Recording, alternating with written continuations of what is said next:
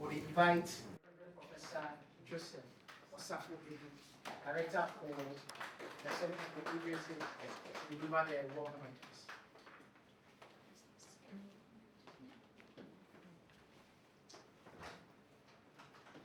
Thank you very much.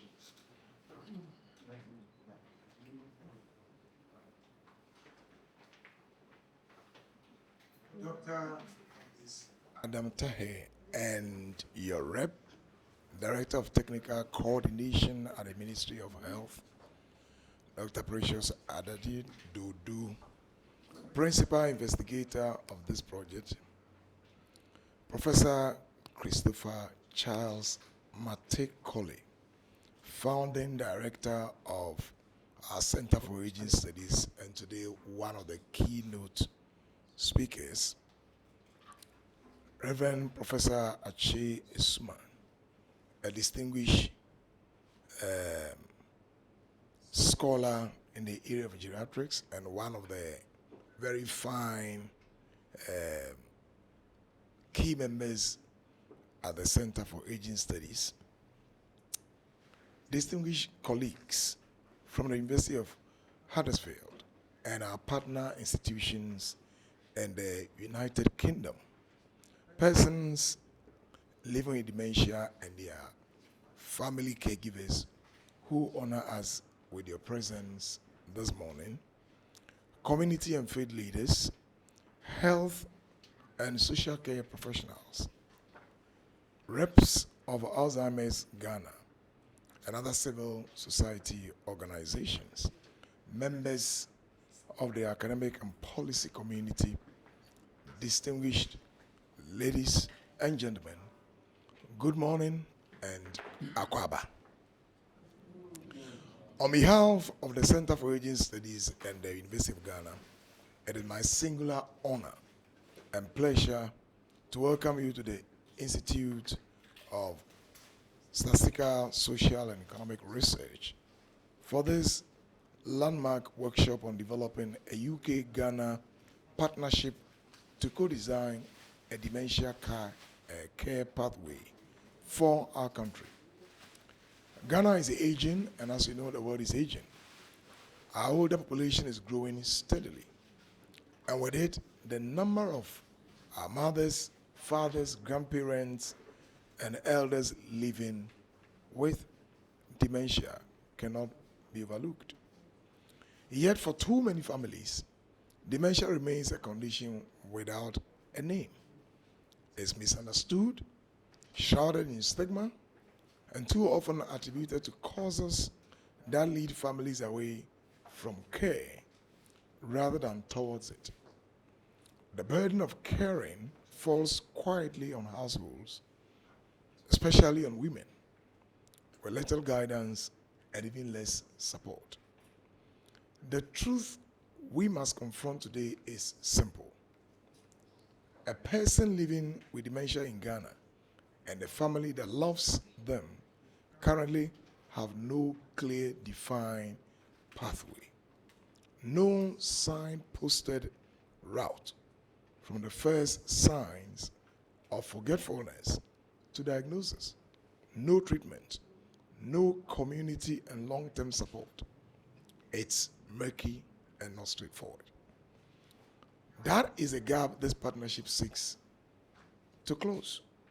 And it is why this workshop is not a conference at which you merely and typically listen. It's a workshop at which we shall together build. Our program this morning will ground us in the evidence, a situational analysis of dementia care in Ghana, drawn from our published studies, the findings of an umbrella review, and insight from the dementia care pathway in the United Kingdom, shared by our colleagues and partners from the NHS in the UK. This afternoon, the real work will begin through the Delphi survey and focus group discussions. We shall validate that evidence against our experience and build consensus together on what a dementia path dementia care pathway for Ghana should, for example, look like.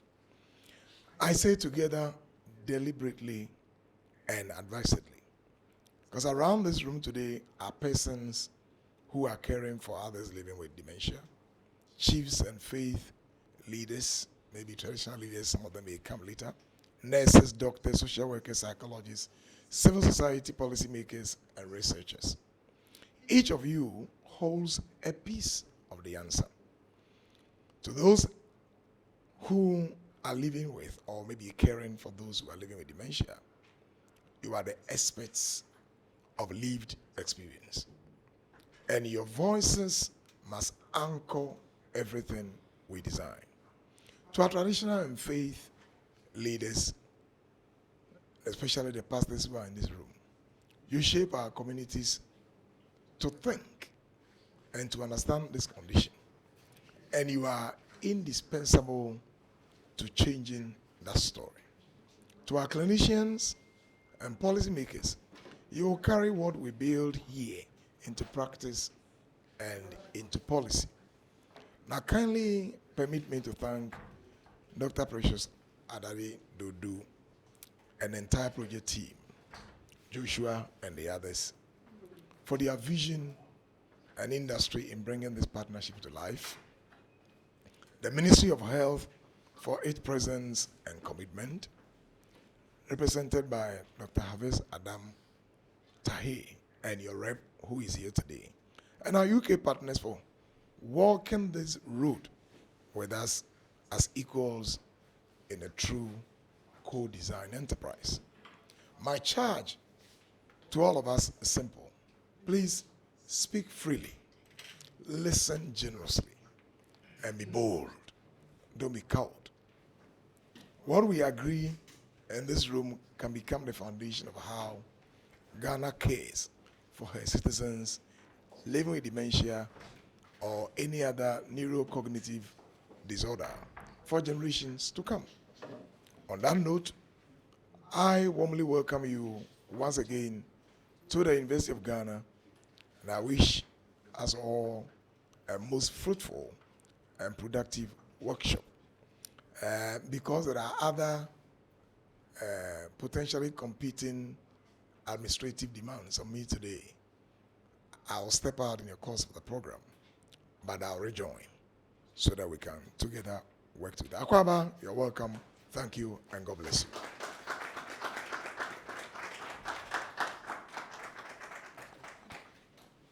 So thank you very much, Professor Osafo Edu. So at this stage, we would invite Mrs. Evelyn Amwako, the Deputy Director for Nursing and Midwifery at the Ministry of Health, to give a remarks on behalf of Dr. Hafiz. So let's just give it up to her.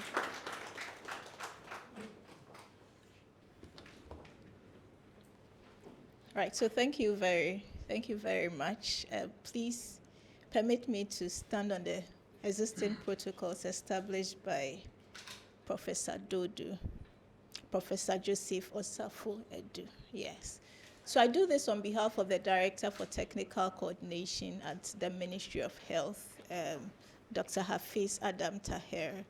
He had indicated that he was going to be here, but just on the way, he informed me that he had been asked to attend a WHO event which is happening concurrently, and so that is why he is not here. Sometimes when you work in the ministry, your life is not your own, so you plan and then it is decided for you. So he sends his apologies, but to also let you know that he is with us, and then as a ministry we align with the project. And so I'll proceed to read the speech as he sent to me. So he says here that it is a pleasure to join you on behalf of the Ministry of Health for this very important workshop. Let me acknowledge and commend the University of Huddersfield, the University of Ghana, and all collaborating institutions for bringing together such a diverse group of people to address an issue that is increasingly becoming important in our health system. Ghana's population is aging, and as people live longer, we are seeing a steady rise in chronic conditions that require long-term care and support. And dementia is one of those conditions. Yet for many families, it remains poorly understood. Too often, the early signs are dismissed as a normal part of aging or explained through cultural or spiritual beliefs, resulting in delays in seeking care. The Ministry of Health recognizes dementia as part of Ghana's broader response to non-communicable diseases. Our non-communicable disease strategy calls for stronger prevention, early detection, integrated management, and improved quality of care for chronic conditions throughout the life course. While dementia presents unique challenges, the principles remain the same. People should receive timely, coordinated, and compassionate care close to where they live. This also speaks directly to our commitment to universal health coverage. Access to quality health services should not depend on where a person lives, their age, or the condition they have. Older persons deserve care that preserves dignity, promotes independence for as long as possible, and provides appropriate support to those who care for them. Primary health care has an equally important role. As we strengthen community-based services across the country, we have an opportunity to improve awareness of dementia, support earlier recognition, establish clear referral pathways, and ensure continuity of care between community services, hospitals, and specialist providers. The work is also consistent with the priorities that have been set out in the Health Sector Medium-Term Development Plan 2026 to 2029. That document is available on the Ministry of Health's website for those who are interested. And it places strong emphasis on strengthening primary health care, improving access to quality services, promoting healthy aging, and building a resilient health system that responds to the changing health needs of our population. One aspect of today's workshop that I particularly welcome is the deliberate inclusion of faith leaders.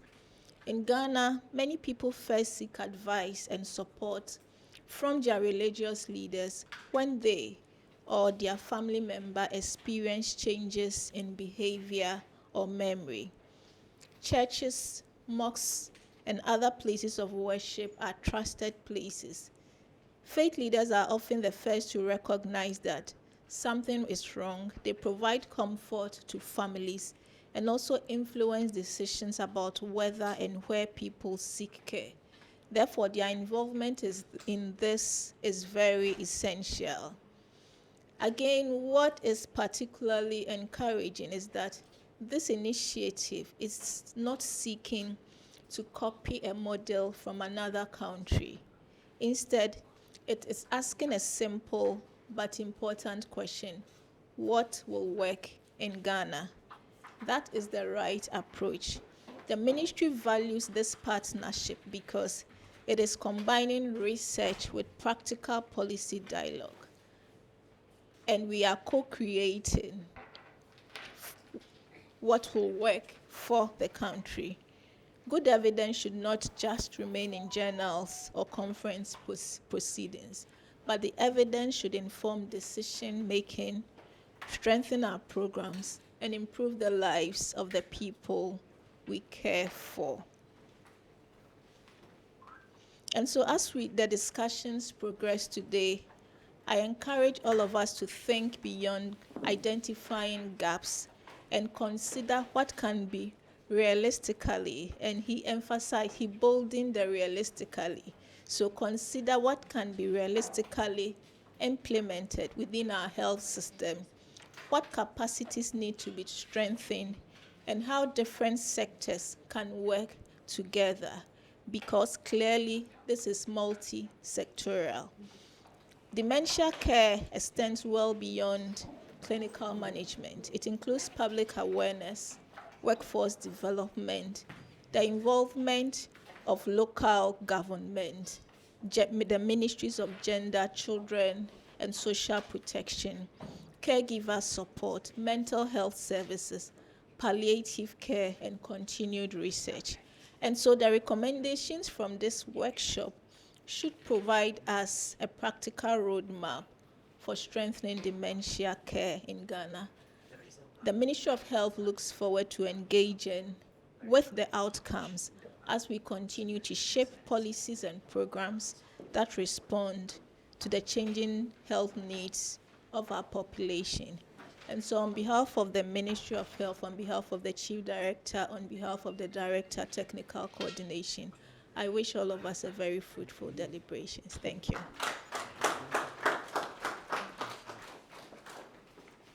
Thank you very much, Mrs. Samuako. And the bit about religious leaders playing a key role is something we would explore deeper later in the afternoon.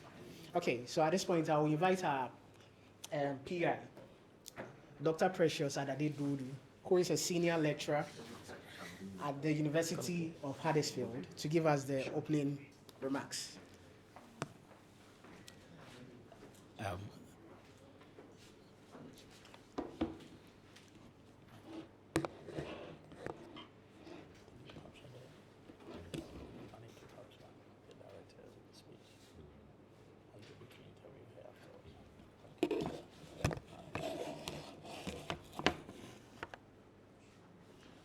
All right.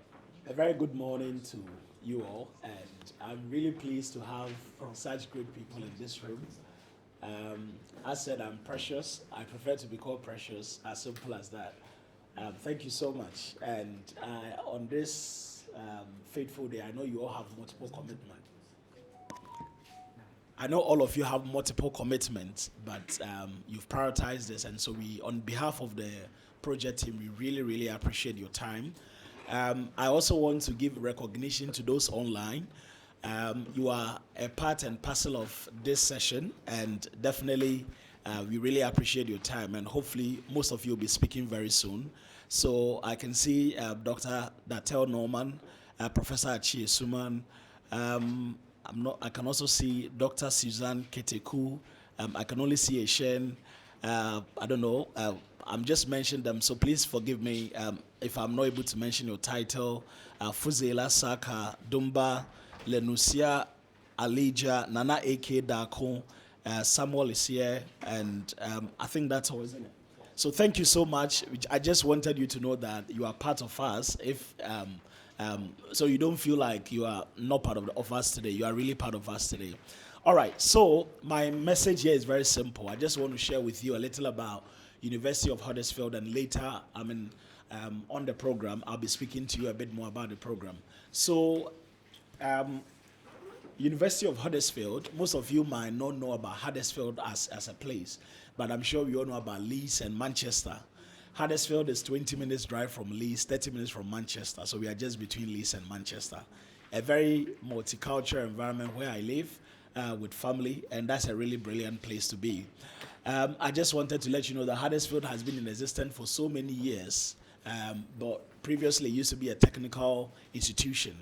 But from 1992, it was converted into a university. So we are part of the post-1992 universities. In the US, we prefer to call them Ivy League universities and the others. In the UK, Ivy League schools are called Russell Group. And then those of us established 1992 are usually called post-1992 institutions. So that's where we fall. We've had so many accolades. One of them is that we have a triple gold rating. In the UK, we have what they call the Teaching Excellence Framework that rates universities according to overall teaching, student experience, and then student outcomes. And it is released every 4 years. In 2023, when it was released in September, we were just 1 out of 13 universities in all over the UK that had triple gold or gold ratings in all the 3 areas. So whilst we may not be so popular, it is a really, really great institution where quality education, brilliant schools, student experience, and excellent student outcomes can come forth. just a few weeks ago, we were rated by, in 2013, we were also the University of the Year. And then just a few weeks ago, we were rated by Times Higher Education as #1 in the whole world when it comes to Sustainable Development Goal 1, that is no poverty, and then Sustainable Development Goal 10, which is reducing inequalities. This is among many, many accolades, but I'm highlighting that because dementia care is laden with a lot of inequalities.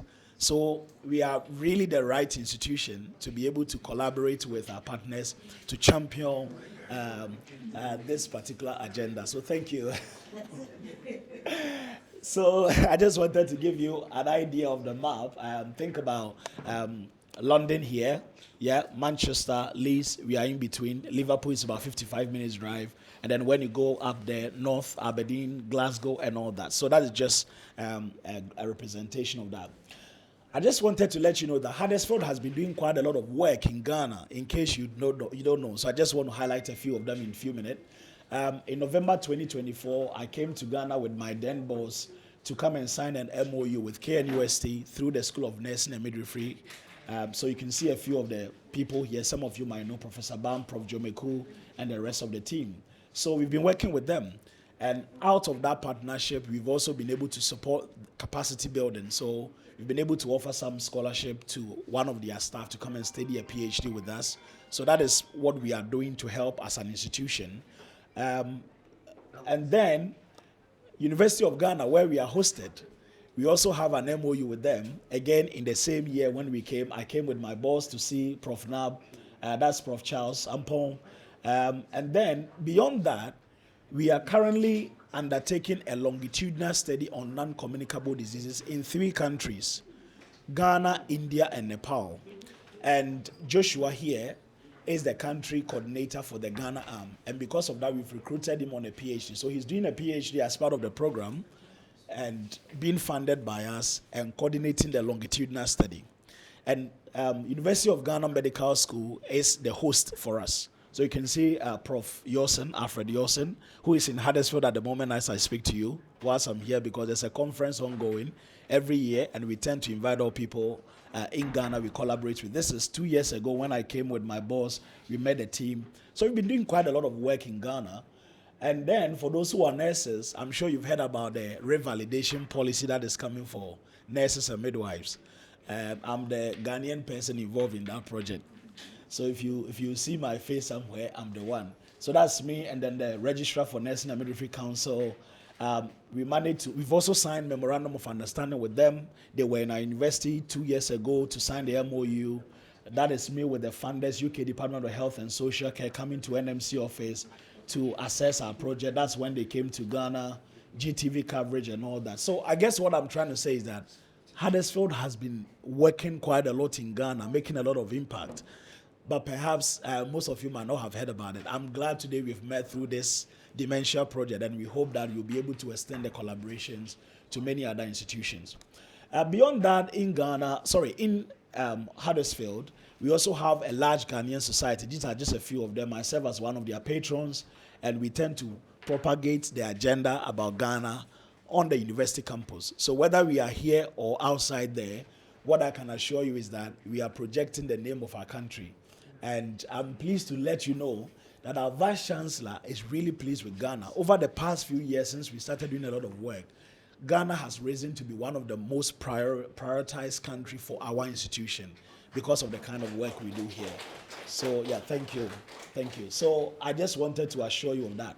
And these are a few others. Wherever we go, I carry my Ghana flag. So in case you see the Ghana, I'm always carrying it. This was Joshua coming last year for the conference where I'm saying Prof. Yosen is at the moment. That's Prof. Bam, who wasn't able to come in person, Prof. Yosen, but joined NMC Registrar. So we collaborate quite a lot, sometimes virtually and also in person. So I just wanted to share these with you and to let you know a little about Huddersfield. And most importantly, to say a very big thank you to all our collaborators, especially the Center for Aging Studies led by Professor Osafo. Frankly, without them, and then the Ministry of Health, Madam Natasha, and then Mrs. Evelyn Amwako, and then the ministry in general, frankly, this wouldn't have been possible today. So I really want to single you out, the two of you, or the two institutions, and say a very big thank you to you. and to all of you, and we hope we have a very impactful day. Thank you very much.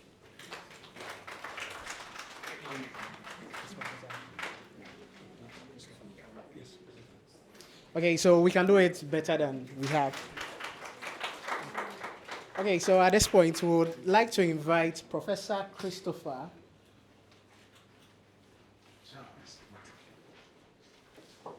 Charles Matekoli, who is a professor of psychology and the founding director of the Center for Aging Studies here at the University of Ghana.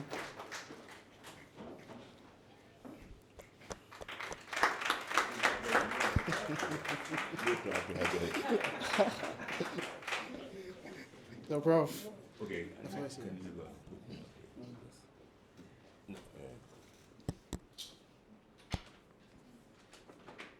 Thank you very much. Thank you. Good morning to all. And can you hear me well? Yes. And I stand on previous protocol. And I'm actually very pleased to hear from the director from Huddersfield. And I think I was asked by my director to speak for only 5 minutes. But I also believe that we have to tell our story a little bit more, because I think it's important for us. Not just important for us, but important for the University of Ghana and for our country. Granted that I'm a Gentile at the University of Ghana, but that aside, I think there's a story to tell. Oh, yes, please. So I want to boast a little bit about the University of Ghana, since my colleague Huddersfield. And I think it's only fair, because at the end of the day, you are on our ground. So I can confidently say that University of Ghana is University 1. In many areas. And by the way, the Center for Aging Studies is number 1 in the whole of the sub-region. Granted that it's very young, 10 years old. We are celebrating our 10 years anniversary. Director, maybe you invite them back to our 10 years. So I think it's important, and please, I ask you to pardon me the 15 minutes. I will extend a little bit, because I think I have to boast about what we do too. I think that is in order. And for those of you who have heard me before, so this one I've heard it before, pardon me. So as you said earlier on, I'm not here to educate, but I share some knowledge. So if one of you at the end of the day grab something, it's okay with me. When I start on the podium, people worry, because they think that I'll be controversial. But Professor Director, I'll try to not to be controversial. So if we look at it, just a little bit about me, thank you, is actually I trained in the UK. So my PhD was in the University of Leicester. And I actually work in the UK, I work in Charing Cross Hospital. And then from the UK to Canada, and work in the veterans in Canada. We set up the Dementia Clinic at it's now called Queen Elizabeth, the second health science. It used to be called Campbell Medical Center. And we had a memory clinic there for dementia. We did some drug trials as well. But I'm not going to blow all that about it. And then from there, for some reason, I moved to the US. And then from the US, I'm here. So, I'm born and bred Ghanaian. I went to school, a Saito school not far from here. They don't regard themselves as Saito anymore, so I don't want to mention their name. All right, so basically, the question that you raised, I'm going quick, I won't talk about all of it. The issue about aging is real. And in fact, Ghana is one of the fastest growing aging population in the sub-region. And as I said, I'll be too fast. So if you look at it, we're a small country, but a wonderful country. A lot of nice people and so forth. But we have an issue. And the issue that we have here are aging trends, if you look at them. We continue to get higher. The projection, they talk about 8.3%, but in fact, it's more close to about 10% as we go now. And so we underestimate our aging population, okay? And that's an issue. And if you look at it, we are growing. And last few years, look at our trends here. You can see it. You can see it. And sorry I'm moving fast because I just want to share some information. Now, if you look at our age trends, 53% in the urban areas, 47% in rural and so forth and so forth. But there's an interesting thing there. The highest aging population is in the eastern region. I don't know why. That's the Ghana statistics. And some people talk about many things, but please, I don't want the press to use it that everybody should move to the eastern region. Okay, I'm just giving some trends. Okay. And also, in case people say, oh, his parents come from the eastern region, not true totally. My father does, but my mother comes from the western region. So these are our current trends here. And if we look at our past issue about aging, we are clear about how we feel the pride of who we are. You know, we are custodians of welfare. And I'm raising this quickly because my concern is our current trends. So I'm actually pleased about Dr. Precious about this. Because a lot of the things that we have here, they have moved on. And I hope, Dr. Precious, I'm not going to pick on you. Every month, you send money to your family here in Ghana. And all of you who have come from the UK, please do so. I have a reason for saying that. Because our issue about reciprocity, which was our tradition, has disappeared. It has disappeared, totally.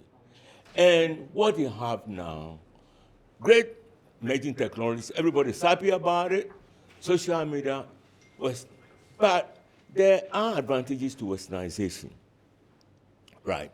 But there's a breakdown of the extended family system. And I worry these days, I hear people referring that my nuclear family is me, my wife, and my children. That's usually what you hear around here. And so there are many more older people left alone than ever before. And if you look at the trends, and there's a famous person we invite every year, the writer will tell you, who has taken care of all his children. They all live abroad. His wife has passed. He lives in a big house with a house help, and that's all it is. Doesn't get any visit and so forth. And he is not unusual. That is what is going on. I'm raising this because we're moving towards talking about dementia. So that's a real issue that is going on with a lot of our people. So we have left them. And the issue about care homes, which I'm happy you talked about, but it's very, very little. But those are things that we have to think about. And so I'm happy and welcome you passionately for showing up here. And so we are moving to middle class, but what does it mean to us? And these are some of the challenges of the aging. The non-communicable diseases, which we will not talk about, quite a lot of them. Now, older adults in rural areas face even more challenges. Even though the issue there, which is interesting, is that if your grandma or your mother or father lives in a rural area, and the idea is sometimes go and bring them to Accra to come and enjoy small, it's a bad idea. Because when they come, health-wise, they decline, more prone to these dementia issues and so forth. So the goal really is that go to that neighborhood and improve the likelihood and livelihood of that neighborhood, because that will be better for them. But we don't do it that way. And so we have limited, and I'm glad anytime people from the ministries see me, they panic. But please don't panic. Because my issue is that the insufficient health insurance. And I want to ask a question. Dementia care is critical. Is the government doing something about dementia care? There are a lot of documents that have been around, and I'll come back to that. But what are we talking about? Because dementia is very important, but dementia has different subtypes. The most common one is Alzheimer's disease.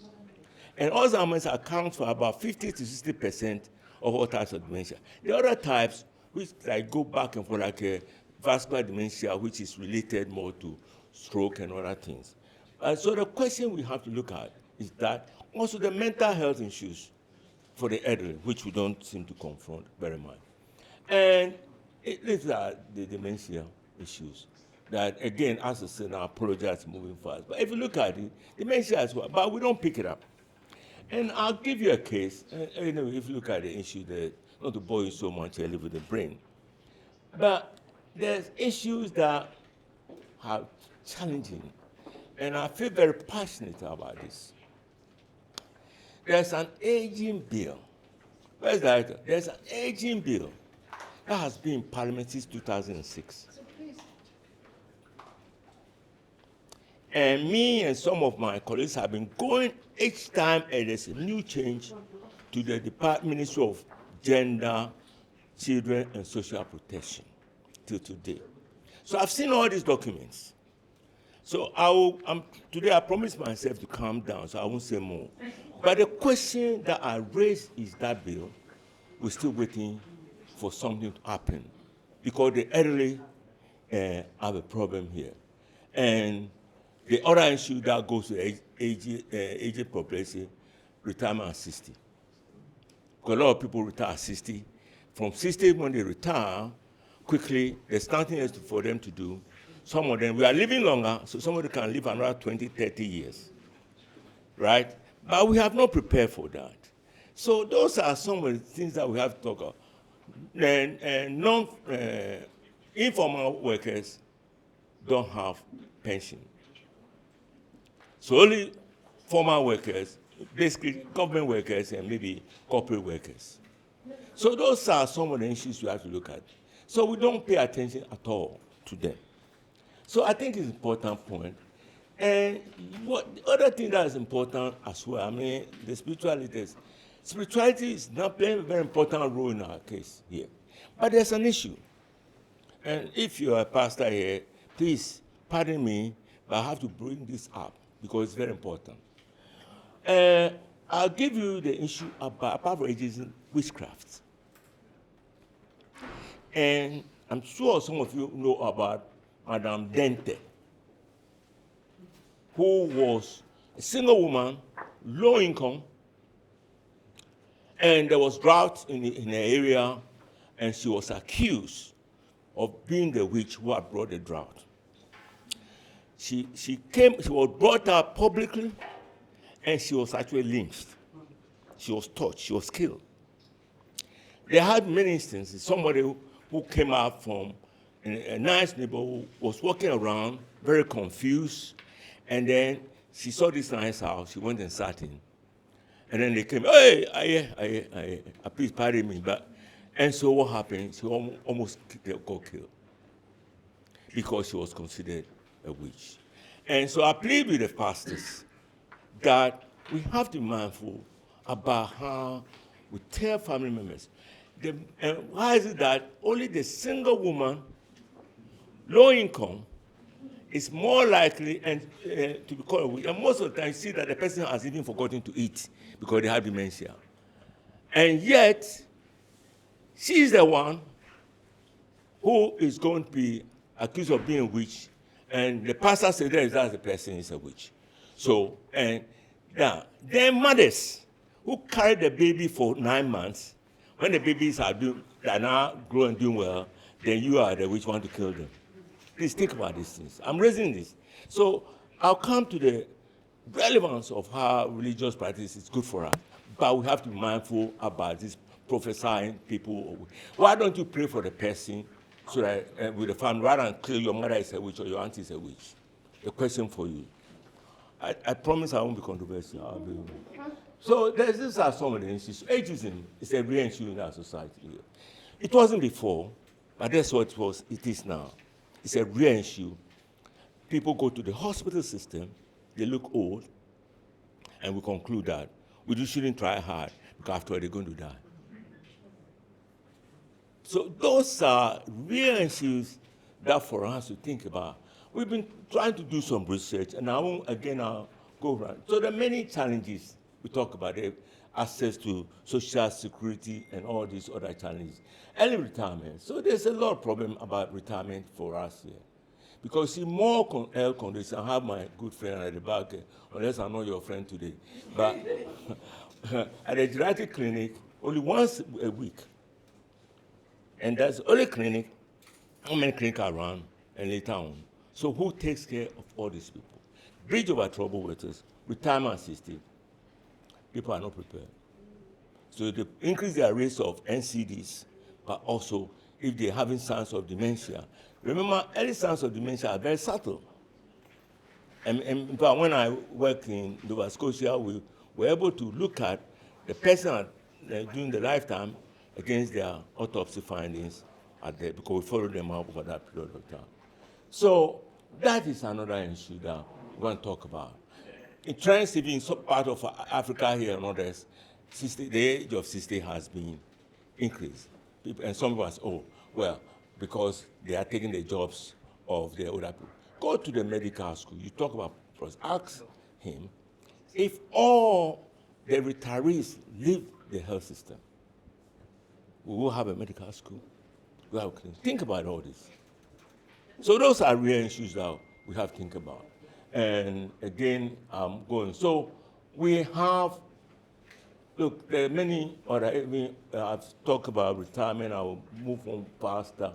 So the issue, the retirement issue has impact on mental health, but on health in general. And so what's the way forward for us? And the point is that, for example, the Center for Aging Studies have started programs to educate. We are the only one who do programs in aging and so forth. And we do professional workshops, we do research, we work with all kinds of ways. We actually have a textbook on aging.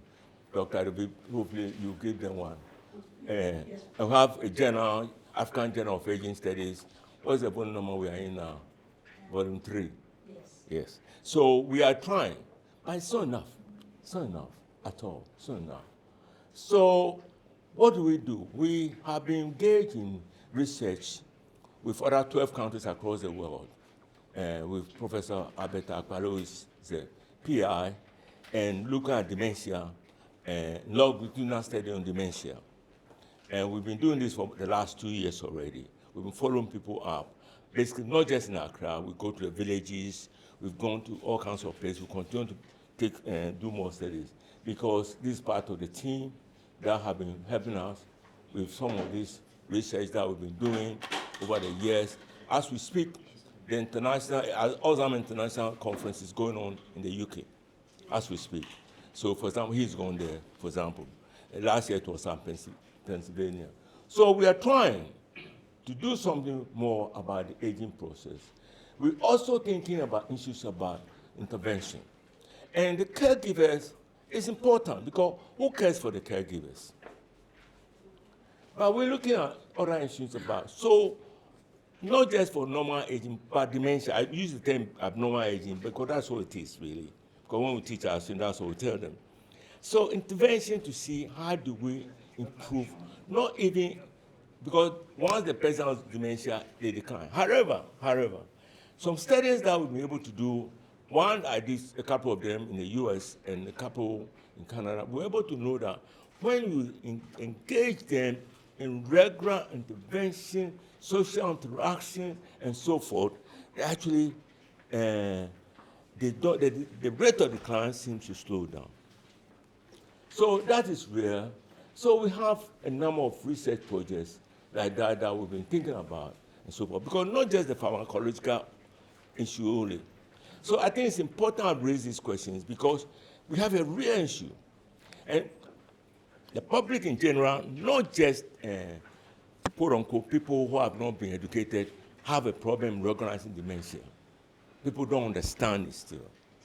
And so the person then left, the family members are left with the burden because everybody else has left. And these days, some families who can afford get a nursing care. I think Mrs. Estalin Osebonso is here. She might be able to share some of her views about dementia care in her homes. But a lot of people can't afford it. Now, and that's where Prof. Achesuma very critical, because he has set up a geriatric program from the Ghana College of Physicians and Surgeons, which is working hard. But we need a whole lot more on that one. I don't have much time, I do. So the question is that we've been doing this wellness thing, like twice a week, people from across will come here for dance and wellness. They come and dance. They get social interaction. But when I'm peeling, Madam Minister of Health, I know you know represent, but I'm feeling that if we can have this program cut across, and because it also provides a relief for the caregiver, because nobody helps them. They don't get any support from the government to assist them, so the little money they have, and sometimes the families are outside, the children are outside, we encourage them to come down 2 or 3 times, and sometimes they don't. And then they say the family members are worrying. It's ironic. My worry is that even here, I teach a class, one class about 700 students. I have students. So the last year, so far, how many of you are going to visit your grandmother or grandfather who is in life? About 10. That's very some class one. I don't want to answer it.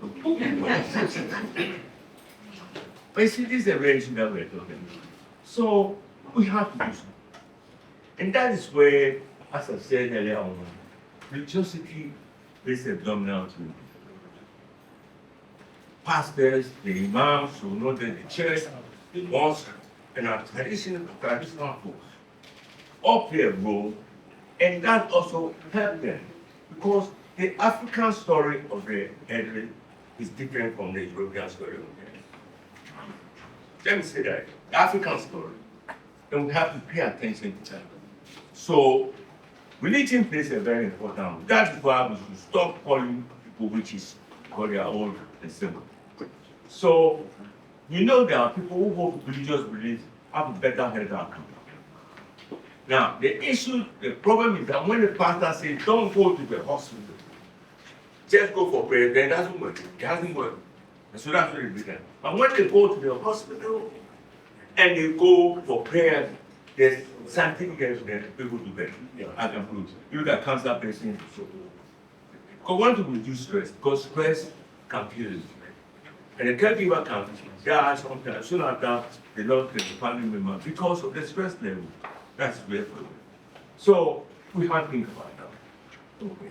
So we just do the dance, you go to the church, you dance for life, always come to reduce your stress.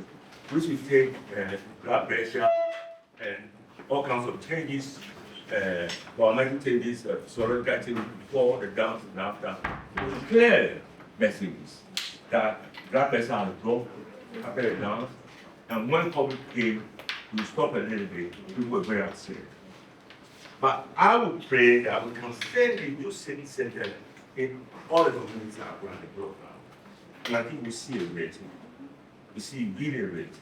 So, you know, our story, the religious story, even the KKS is very important. Do you know what KKS is?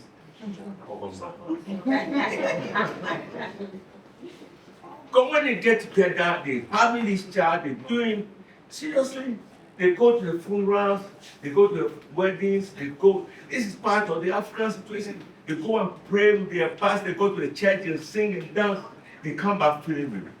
A lot of my patients are still run clinics, for example. They go, they tell me when I leave with the African.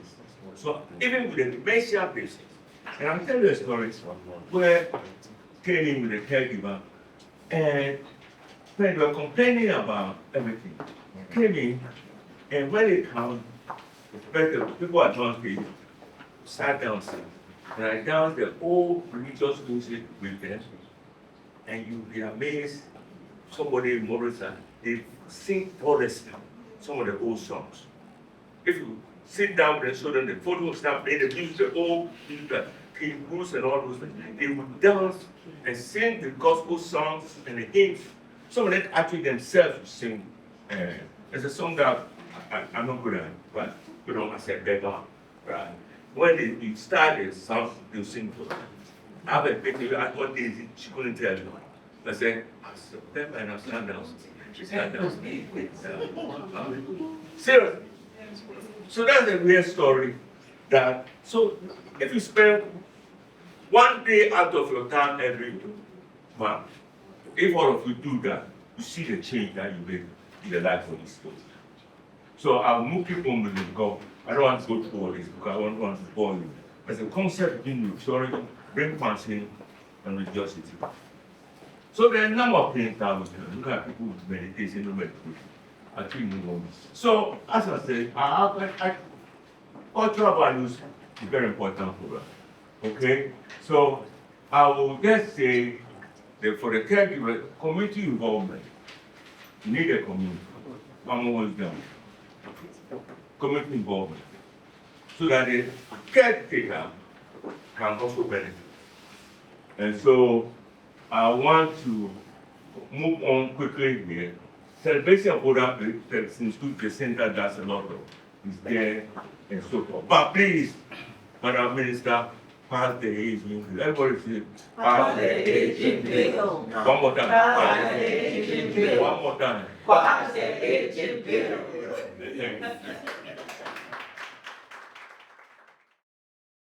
We are going to share some findings from our previous works conducted for the past 3 years in Ghana. And mostly we focused on the Ashanti region. That's where the project was based.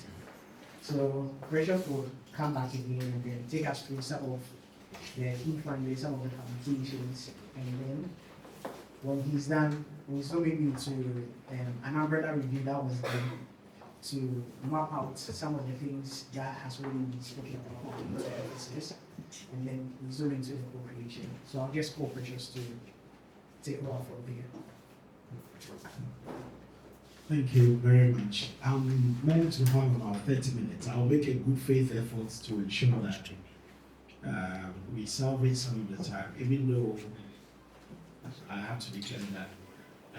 And the experts have already spoken largely about dementia and all that. Because this forum is meant to be diverse, family caregivers who may not necessarily have a health background, people from all, religious leaders and all that. The idea was for us to do a quick overview of what dementia is about before we zoom into it. But I genuinely appreciate that a lot of that has been said already by our keynote speakers. So I will go through quite quickly as much as possible. As we said, dementia is a syndrome, so it's a combination of multiple signs and symptoms. It develops over a period of time because there's a destruction of some of the nerve cells and also to the brain, and typically will lead to deterioration in your cognitive function, the ability for you to process thought. What we've said is that your consciousness is not necessarily affected, but of course it affects your cognitive function, and sometimes it's accompanied or preceded by changes in your mood, your emotion, or emotional control, your behavior or motivation. According to the World Health Organization, as of last year, World Health Organization says that every year, all over the world, 10 million people or new cases are developed when it comes to dementia. And in 2021, 57 million people had dementia worldwide. But that's 2021. Out of that, 60% of that were from low and middle income countries. Interestingly, there's in these countries where we rather, again, I'm a faith man, so I'm not in any way lambasting pastors or imams, but it's rather the place, or these are the places rather, where we over spiritualize and demonize this health condition, and therefore they are highly underrepresented. There are conditions we used to say are conditions of the West, like diabetes, esikafoyare, and those kind of things. But they are with us. In most cases, they are actually more in our countries than the developed world. So I just wanted to put that context to it. Of course, Alzheimer's disease, as you may know, takes about 60 to 70% of all dementia cases. And according to the World Health Organization, dementia, the economic cost of dementia to the world is $1.3 trillion. $1.3 trillion as of 2025. Now, what makes it interesting is that half of this, which is 50%, comes from or that cost is associated with informal caregivers, which is family caregivers and all that. So the money they spend taking care of their family members or losing their jobs, losing their source of income and all that, if you quantify that generally, it takes about 50% of that amount of money.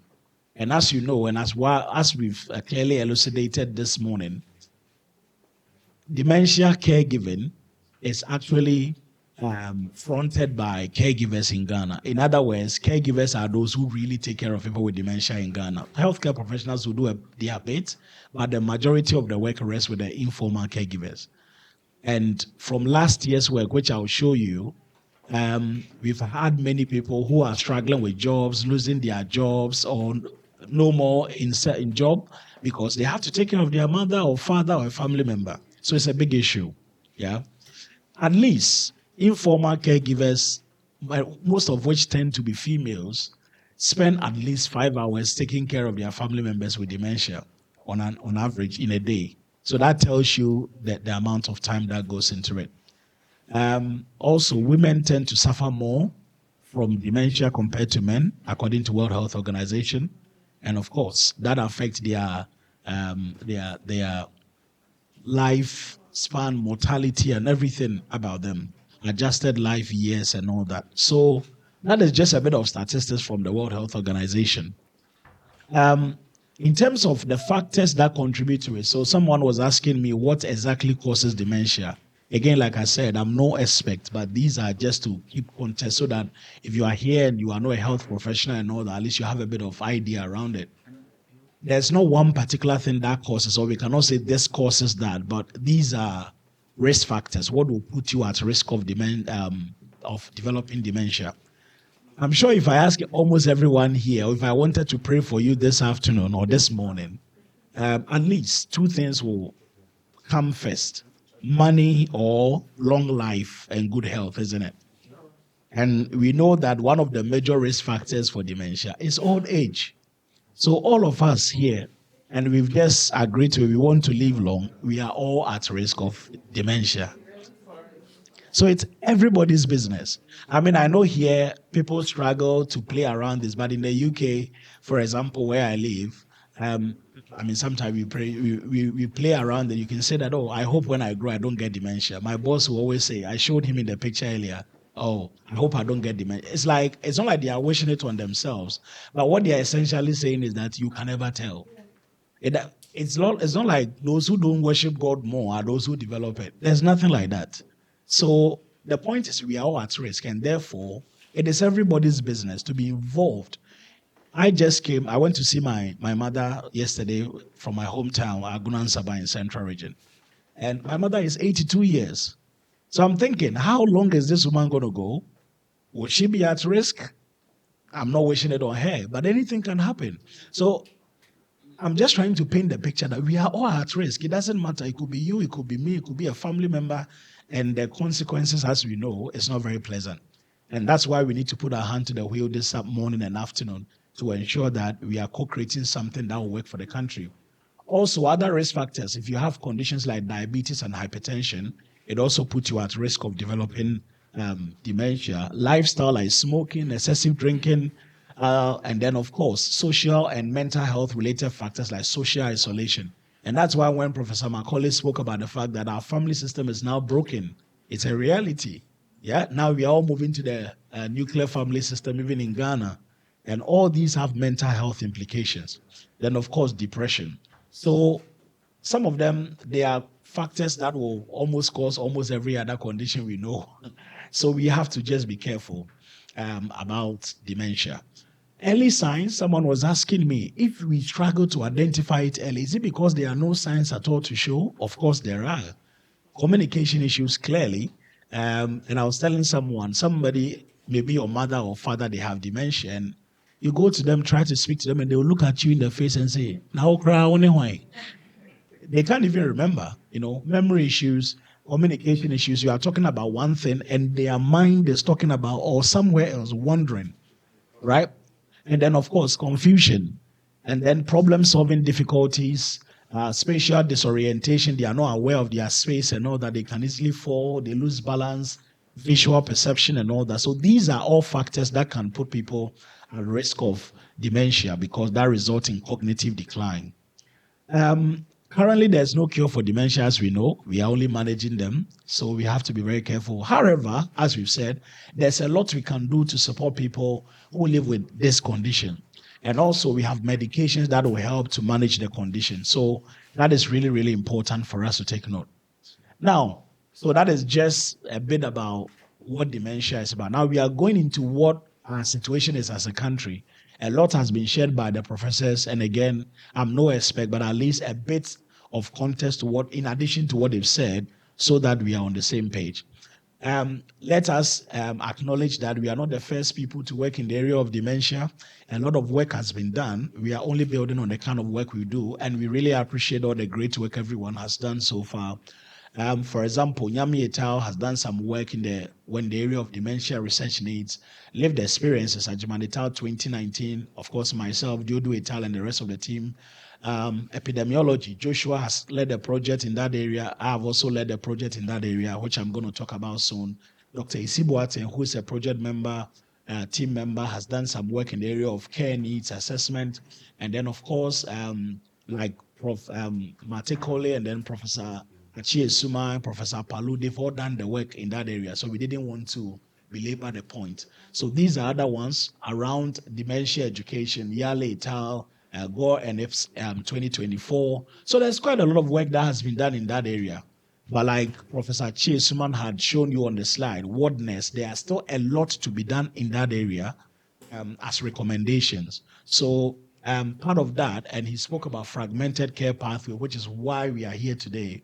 He also spoke about prevalence, which is the work we've done, which I'm going to show you. So, again, like I said, we did some work last year for the past 3 to 4 years, predominantly in the Ashanti region. And then Joshua has also led some work here. And so what we did, just to give a snapshot, the work we did, those who are at risk of dementia were 23.4%. Almost like 1/4 of the people we spoke to, people 45 years and above, over 800 people, 23.4% of them were at risk. Let's also acknowledge that this is a cross-sectional study, so we are not generalizing that to the whole country. That's really, really important. But at least as a country, as we said here, we don't know how many people have dementia in Ghana. We don't know. Only 1 or 2 research work has been done in that area. So if you are even able to do regional work, to be able to bring them together, it's a great progress we've made. And that's something we need to acknowledge. And like I said, Joshua has also done some work. We use the Roland Universal Dementia Assessment Screening Tool for the one we did in Ashanti region. Very simple. Joshua and the rest of the team, community screening instrument for dementia, and their prevalence were 16%. So whether 20-something, 16, even if it is 10%, it's still a lot of people with risk of dementia. Now, as it stands as a country, we don't have any dementia policy. We don't have one yet. But we have what they call the National Aging Policy, which was about 16 years ago. I understand one is currently in development or an update. But as it stands, we have only the 2010 one, which put a bit of priority on a few things. Number one, the policy talks about things like promoting well-being, active aging, and enhanced living conditions. That's the objective and goal. As part of the well-being promotion, they aim to focus on health care, social services, and economic opportunities. The other thing is active aging. They want to encourage participation in community and national development. So Professor Macaulay spoke about ageism and all that.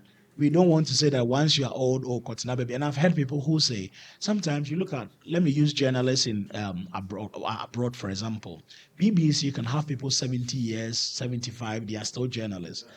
Here in Ghana, if somebody is 60 or 50, they say, also, and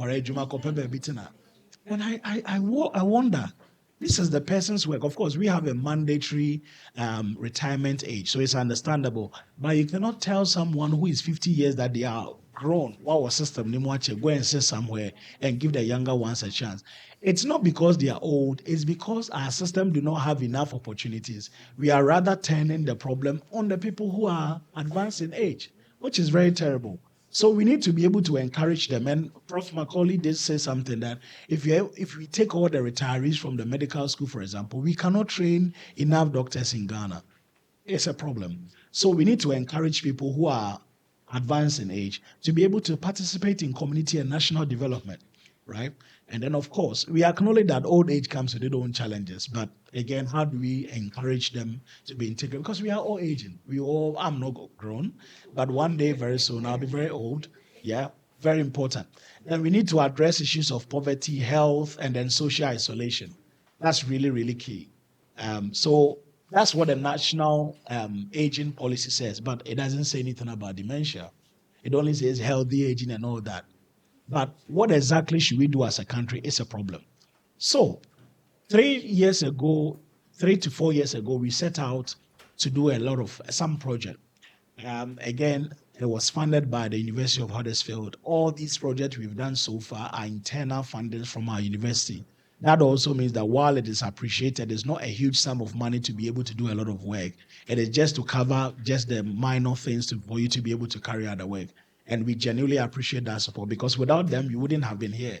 I'm here because they've been able to pay for my flight to be here, right? And my accommodation and all that. So it is really appreciated for the work University of Huddersfield continue to do in Ghana. So we set off to ask, how many people have dementia or at risk of dementia? And then also, are there any differences between male and female?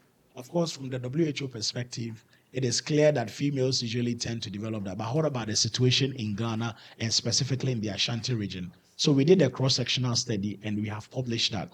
Yeah, everything we've done, we publish. We don't play around at all. Sorry, say that again. Though. Oh, okay, thank you. So that's a QR code in case you want to read the full work, but that's a screenshot of that. And essentially what we found was that, like I said, the prevalence risk as the overall was 23.38, females 24.56. Sorry, the light is not working. Sorry. Right. And then the males were 21.31. So that put the females slightly above of them.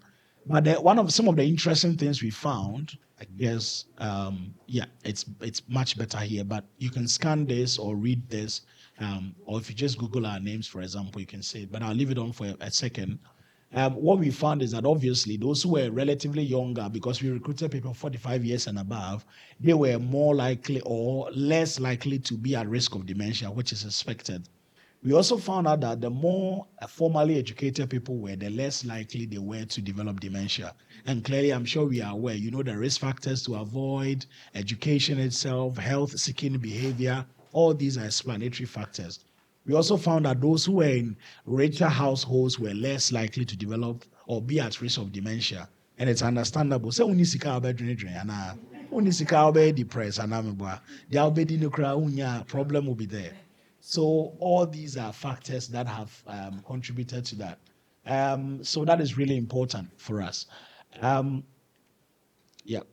So that's the picture on the statistics, as you may want to capture it. And then, I think I've explained this already. So for us, our recommendation is that education plays a key role across both females. Both males and females, those who were more educated were less likely. But when it came to only females alone, age, those who were lower in the age ladder were less likely. But when we went to males, household wealth index. And I mean, if I'm moving a bit, I'm drifting away from academia and talking about cultural issues. In our system, what is more patriarchal, males are more expected to have responsibilities. If you don't have money at home, you're always thinking you can't sleep and all that. That's the reason why, I believe, one of the reasons household wealth index was a really significant protective factor, because here, I've heard many men in Ghana say, you think people will not respect you. That's their thinking.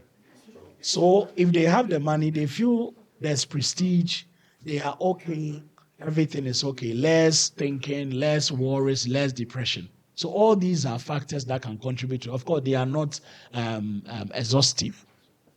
So that's the first work we did. So at least so what I want you to know is that our work seeks to find solutions. we don't just identify problem as a research team. First of all, if you are starting or you want to know what is the or how much is the problem or what is the level of problem you have. First of all, we had to quantify the prevalence or the burden, how many people are at risk or have the dementia. That's what we did. Then from there, we realized that majority of the people who take care of people with dementia are family caregivers. In other words, if someone develops dementia and they are diagnosed, what next? We don't have care home system well developed or hospital system where the people are kept, for example. You go back home. It is your family members, your children, husband, wife who will take care of you. So they bear the brunt of the condition. So we spoke to them, what are your experiences? And it will interest you to know the challenges they had. Number one, they were sacrificing their personal interests. Some were sacrificing their jobs, their time, everything they had, some their marriages to just take care of their children. The other thing is the financial strain. The monies they had saved, they were using it inadvertently or indirectly to take care or directly to take care of their family members who had dementia, to buy medications, transport to hospital. They hurt themselves. You have to take care of them to hospital. So that was a big issue, and that affected their jobs as well. They were extremely stressed and bent out. I'm sure we know. I don't know how many of us have old parents or even children. It's not easy to take care of children. How much more an elderly person who is in that condition? So they were extremely stressed and they felt bent out. Then abuse and stigma. Some of them were abusing the people with dementia, and some of the people with dementia were abusing their family members. You see, so that is a major, major issue. Some were in chains, others were beaten with belts, others hit anyhow. It's terrible, you know. But in all of that challenges, one other thing was that, and we've had people who have said to us confidentially, there are times we want to eliminate them because we really want them to go. We are struggling, yeah? But some of them said, anytime we think about it, we feel that if we take care of them, God will bless us for taking care of them. As we say in Ghana, if you feel so, so I'm going to be blessed, so I'll take care of them. So that was the positive aspect. But generally, the experiences were really difficult or challenging one. So that's just about that. So please follow closely. We first of all found the amount of the problem we have, which was the burden. We came to what the experiences of the people at the forefront of the caregiving were.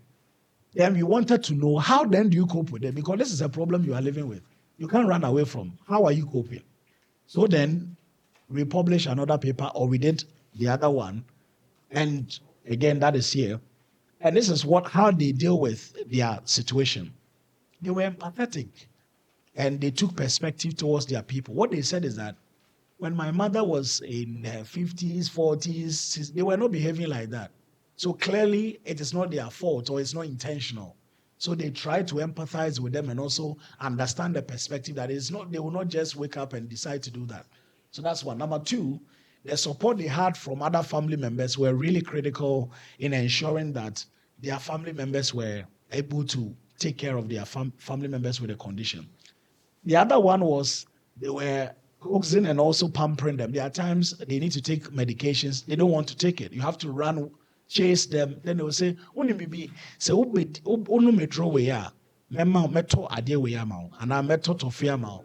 you see how sometimes we do it to our children and all that. You know, you have to try and convince them, find a way, and that's how they did it. Others also said how they dealt with that was they used to watch comedies, movies, yeah, and you bear with that, is that right? Just to be able to relieve the pressure, the stress, they all laugh together. And Professor Matekole spoke about how people come to dance and those kind of things, you see. So you see, we are in line. And positive communication, reassure them, fine. Why? Those kind of things. That really helped. Then, of course, as our reverend ministers and imam will agree, the spiritual support. So for Empire and those kind of, and that really helps. And again, it's been clearly elucidated by Prof. Matikoli. We can't take the spirituality aspect from our system. Look, I'm a Christian. If we take spirituality out, I'm not talking about dementia alone. The moral fiber, and I'm talking about spirituality in a positive sense because I know there are excesses. But there are a lot of things we gain from this that people don't know. people are hopeless, but sometimes they go to church or the mosque and you just tell them, maybe that alone restores their hope, their mental health is okay. So there are positive aspects, but of course the excesses, we need to crack down on that. Then the moral and ethical considerations, you don't have to beat the person. It's not nice to do that. It's not ethical to do that. All these were strategies they employed to be able to cope with that. I'm rushing through because of the time, but I hope at least that comes out quite clearly. Yes. So when we finished, I don't know how many of us here are academics. We usually publish, and then, as they say in academia, you publish or you perish, isn't it? You publish, and then you leave it there thinking that somebody will go and read and cite your work. And then we are happy or use it for our promotion and other things. But let's ask ourselves very frankly, how many people read the work we publish? It's only people who are doing work in that area who write or go and read. So really, the impact we want to make, we don't really make them. So really important. So for us, like I said, don't forget, as a team, we are interested in solutions and not identifying problems. So last year, July, around this time, again, I was here with Joshua and the rest of the team, but we were in Kumasi. We brought together over 100 people. And what we did was that we brought family members, people with dementia themselves. We brought religious leaders from all the religious angles. We brought the media people. We brought academics, researchers, community leaders. We brought many other policymakers, actors together. And what we did was, first of all, we shared the findings I've just shared with you in detail to them. And then, so we did pre and post survey as well to be able to tell before we shared the result and afterwards, has there been any improvement? And there was a massive improvement in their knowledge when it comes to dementia and dementia care. So that's what we did. And we've published that. But again, let's face it, Madam Evelyn was here. I think she slept, or maybe she'll come. She slept, isn't it? Right. The reality is that the policymakers don't have the time to read all the publications we write. They don't have the time. So what we did was to write a policy brief, 4-page policy brief. If you don't have the time, just read this straight to the point. We are telling you what the problem is, what the solutions are. That's what we've done. Summarize, just 4 pages. And we've said dementia care cannot wait. A policy brief for policy actors or makers. Straight to the point. So that is just about that. Now, out of that, we had so many recommendations as to what the problems are. So many of them. And one of the priorities.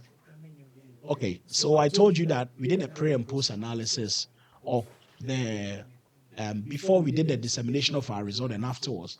These are for those of you who are a bit statistical or you can interpret. But essentially, there was improvement in their knowledge about dementia itself, how to care for people, the challenges people are facing, the stigma they face, what should we do to be able to, or what should we prioritize to be able to improve dementia care in Ghana. Essentially, that is what was done. In summary, whatever we did on the day greatly improved their knowledge about dementia care, and they went back or to their homes or workplaces well equipped at least to be able to take care of people with dementia and support people in the community. Now, yes. So, out of that, I said there were so many recommendations, and if you read our policy briefs, you see them straight to the point. One of them was that we have non-existent, or if I'm being euphemistic, a fragmented referral care pathway in Ghana. In other words, if I went to a hospital, a district hospital, and I have all the signs and symptoms of dementia, by the time it is picked up, and by the time I'm well taken care of, I would have been in an advanced stage. Is that right? Do we agree, clinicians? Absolutely. So, it means that if we don't have a proper system in place, that would tell us is that if Precious is showing signs and comes to the hospital, refer Precious to this person. From there, they should go here. Within this time range, they should be here. It means that I'm going to deteriorate. And that's why we are here today. So here, Joshua is going to take over from me. We've done a review, umbrella review of literature all over the world to understand, or in low and middle income countries, to understand how does the referral care pathway looks like in other countries. What are the components or what are the things that are important? And once he is done, we have our consultant, Dr. Datel Norman, who is a geriatrician in the UK. He'll be able to share the perspective of the UK angle. So now we have shared our journey so far. We are going to share the review we've done. Then we bring the UK perspective and all the low and middle income perspective. The idea is not to import any country's dementia referral care pathway here. It's just to give us an idea of what exists out there. And today, you and I are here for us to sit in the second session, right? To say, based on this and our experiences, we think from now onwards, this should be the way forward. If somebody comes with dementia or signs, this is what we should follow. Essentially, that's why we are here. So thank you very much.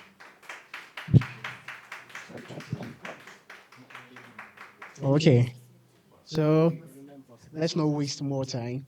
We just zooming into the review.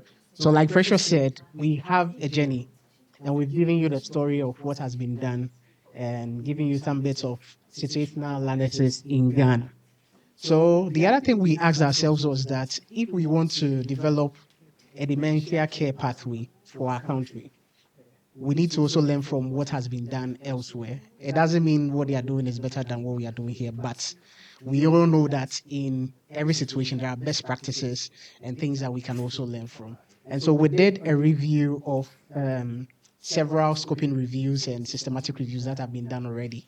We did an umbrella review of that. And so we analyzed about 4,800 documents, and we synthesized them until we got the final that we are presenting here. And so this review is based on the final 15 studies that really speaks to low and middle income countries, and then the components of a dementia care pathway. And I was very happy in the morning when Professor Esuman and then Professor Achi Matekoli spoke, because they also stressed on some of the things that I'm going to talk about. In fact, most of the things I'm going to talk about were also reiterated by Professor Suman when he was speaking. So let's take a look at that. So in the review, what we identified was that when it comes to dementia care pathway, there are about six components: the screening, diagnosis and assessment, the treatment and ongoing management, caregiver involvement, palliative care, and then end of life care, and then quality, accessibility, and then equity of care.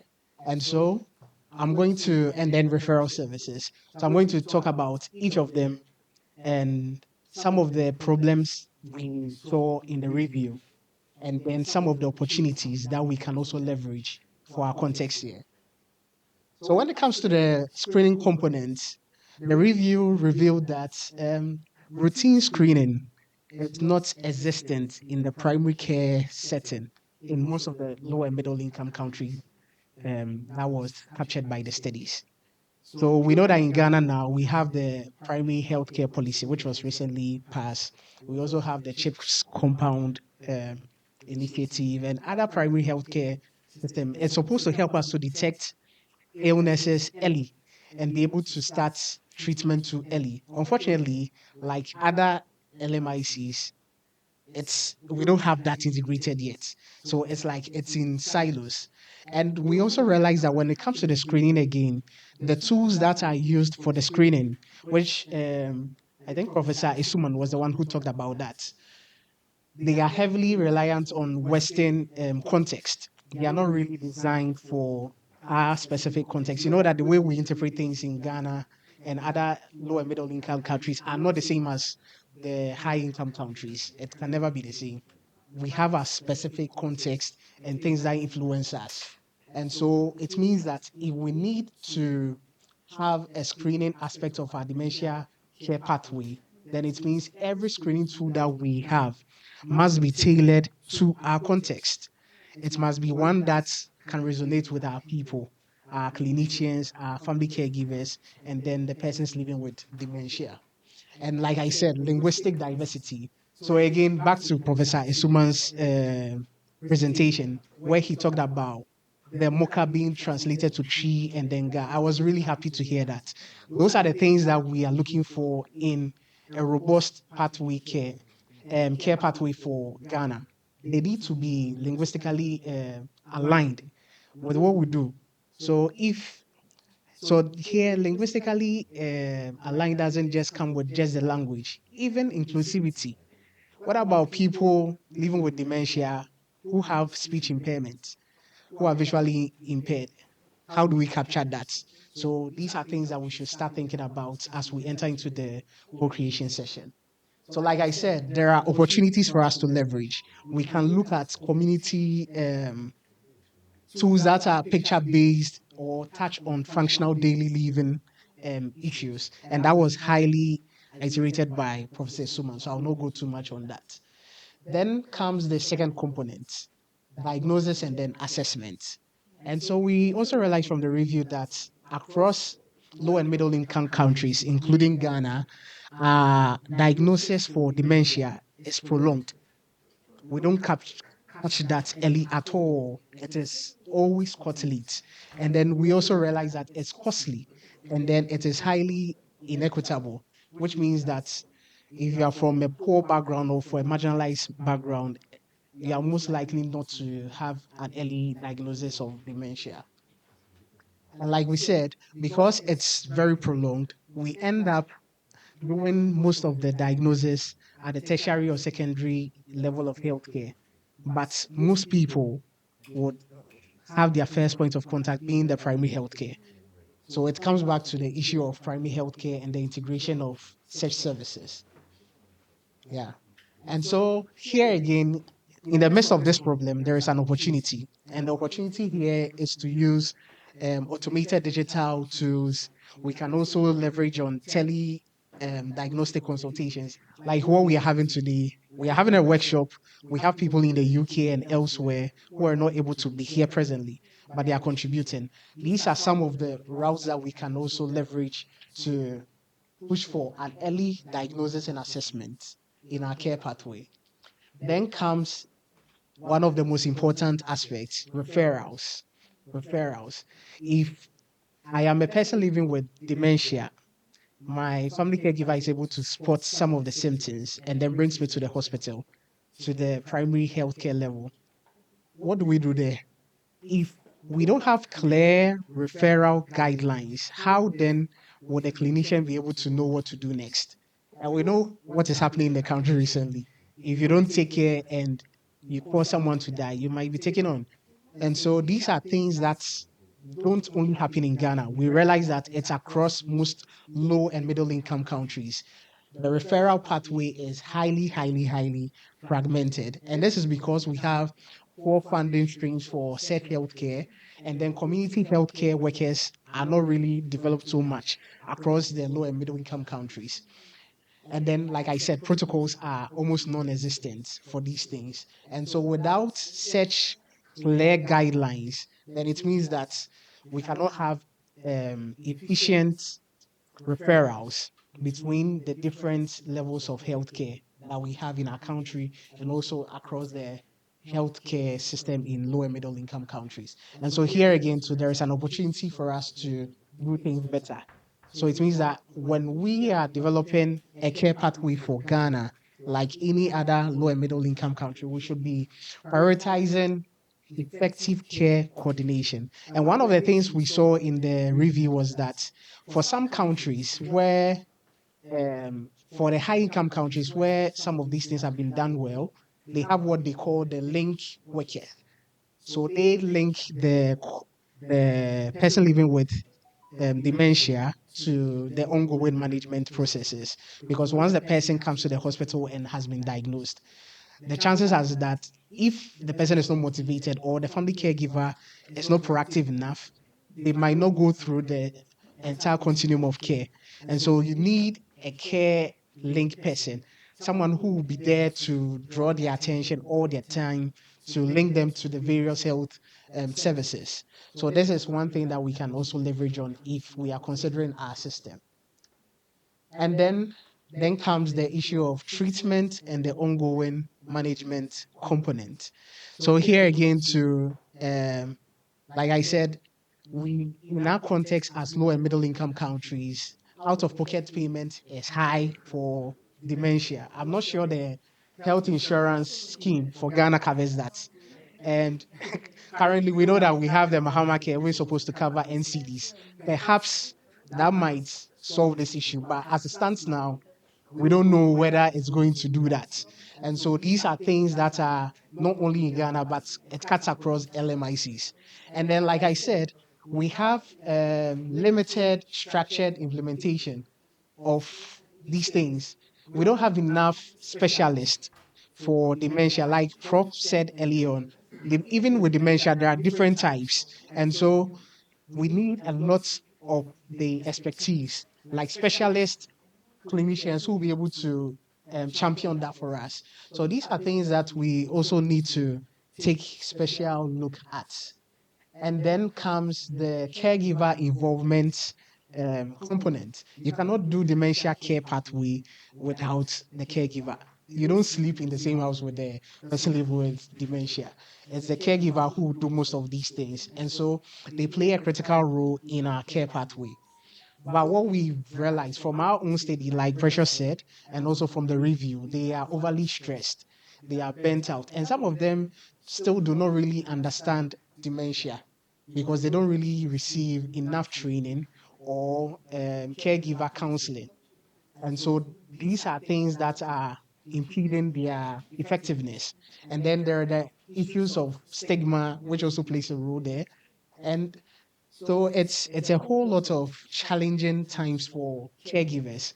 So it means that if we want to now consider caregiver involvement in any care pathway that we are developing, then it means that we have to focus on them to make sure that one, they are literate about the dementia, about what they can do to support their loved ones, and as to what they can also do for they themselves as caregivers. Because if you are stressed or burnt out, or God should not bring that, but what if you die and leave your person that you're caring for? So these are essential things that we need to take a second look at.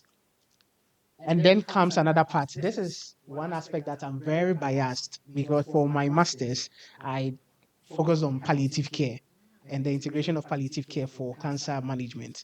So I'm very biased when it comes to palliative care. Most of us think that palliative care is the same as end of life care. So once dementia sets in and the person is supposed to start palliative care, we think that the person is going to die soon, which is a very flawed argument. So palliative care should start right from diagnosis. That's when the person should start receiving such quality of life care. And then for those who are the advanced stages, we focus more on the end of life care, trying to talk about the end, trying to get them to do advanced planning, bereavement care. All these things should play out in any dementia care pathway that we are seeking to have for our country. And so, like I said, there's always opportunities amidst all these challenges. So here again, the end stage of dementia must prioritize aggressive symptom management. And here, when we talk about pain, it's not just the physical pain, the emotional pain, the spiritual aspects of pain. These are things that we should focus on in our care pathway. Okay. Yeah. And then the final component of the dementia care pathway is equity, quality, and then accessibility. What sense will it be if we are able to bring a pathway, but a lot of people cannot access it? It's like cost 90, or if it's not of high quality, it's cost 90. It means that everything that we've done is bogus. So we need to make sure that they are accessible, inclusive, and then the equitable.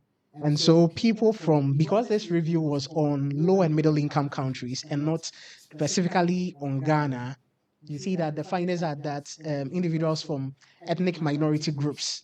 So it means that people from Black race, Asian minority, persons, LGBTQ plus, these are people who also have dementia at some point in time. And so in our discussions, we shouldn't be biased towards such people. fine, our country might not support LGBTQ practices, but when it comes to healthcare, we do not discriminate. And so our care pathway should also not discriminate, irrespective of your orientation, whatever you believe in, your location, and then your wealth index or status. You should receive the best of palliative. I said palliative care, sorry. That's my bias. The best of dementia care. Aha. So these are things that we should be looking at. So I was very happy when in the morning the two professors talked about memory clinics in Ghana and things of that sort. So these are things that in the co-creation session we would want you to come out and then let us know practically all these things, which of them would work for our context. Because I'm sure we have peculiar issues and some of the things might not be feasible in our context and we cannot force it here. So we need to draw and then come up with the best options for us. So talking about all this, it brings me to one thing, how our current care pathway looks like. And this was touched on by Professor Suman and then Professor Christopher in the morning. So it happens at home. That's where we realize that behavior has changed. Perhaps there have been changes in the speech, the way the person reacts to issues and things. And then the caregiver would then be the one to identify these things and then help. But what we've realized is that once that has been covered, the interpretation we give to that scenario will then change how the care pathway will look like. So if it's perceived to be spiritual, then it means that the help we are going to seek will be spiritual. And so that was one of the things we realized in our work in Kumasi, that most people, the first point of contact was the spiritual people. So pastors, uh, spiritual herbalists, the, these are things that were happening. And so once the person goes through that route, it means that the entire pathway would be truncated.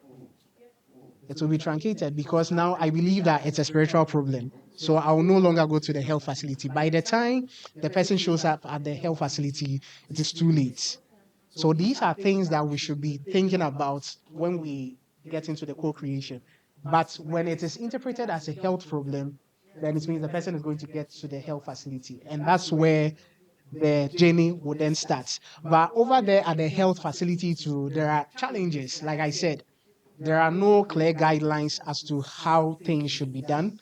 We don't have enough specialists, especially at the primary healthcare level. And so over there too, if it is not done properly, then it's going to be misdiagnosed. You might think it's delirium or psychosis or something. And so if there is misdiagnosis there too, it means that the treatment, which is part of the care pathway, would also be truncated or you'll be given a wrong treatment outcome. So everything is interrelated, and how we interpret it right from the beginning would influence how things cascade down to the very final stage. And so we also captured that after diagnosis and everything, the post-diagnostic isolation is real. That is where the issues of palliative care and then equity comes into play. We don't do that. And currently, like I said, our health insurance and the health financing regime are also not too supportive at the moment. And so this is where we are in terms of Ghana and in terms of low and middle income countries when it comes to our dementia care pathway and how things operate. So I'm going to pause here and then we'll go online. We have our geriatric consultant online to give us the UK perspective. And once he's done, we would have an avenue to ask questions and then we proceed from there. So thank you.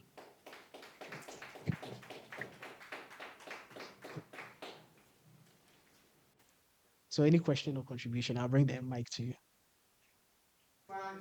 Cultural or spiritual interpretations where you end up at the churches or the mosque or the traditionalists.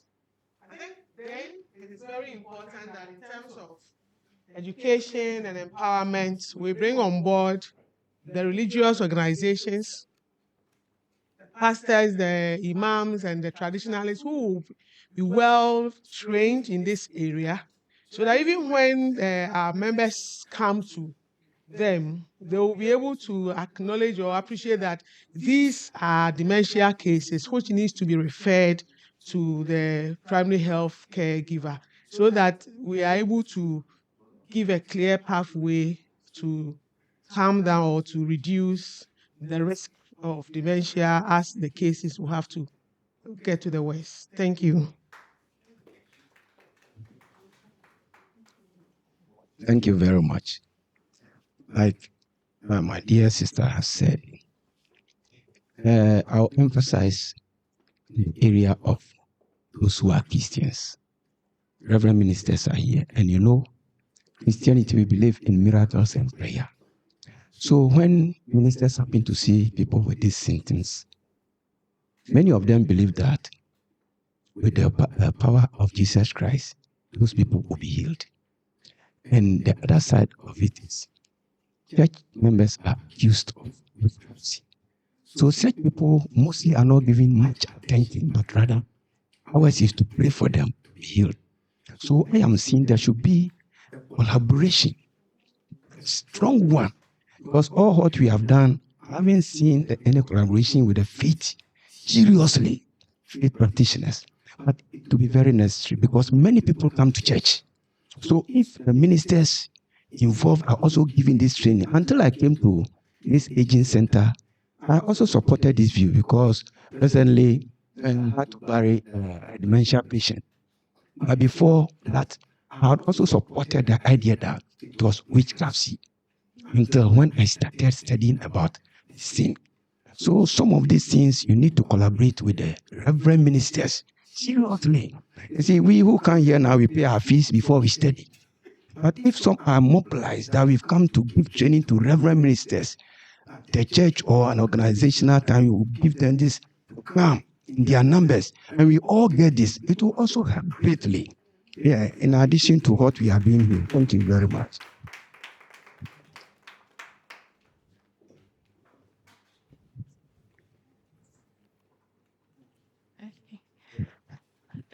Good afternoon. Once again, I'm from Ghana Health Service.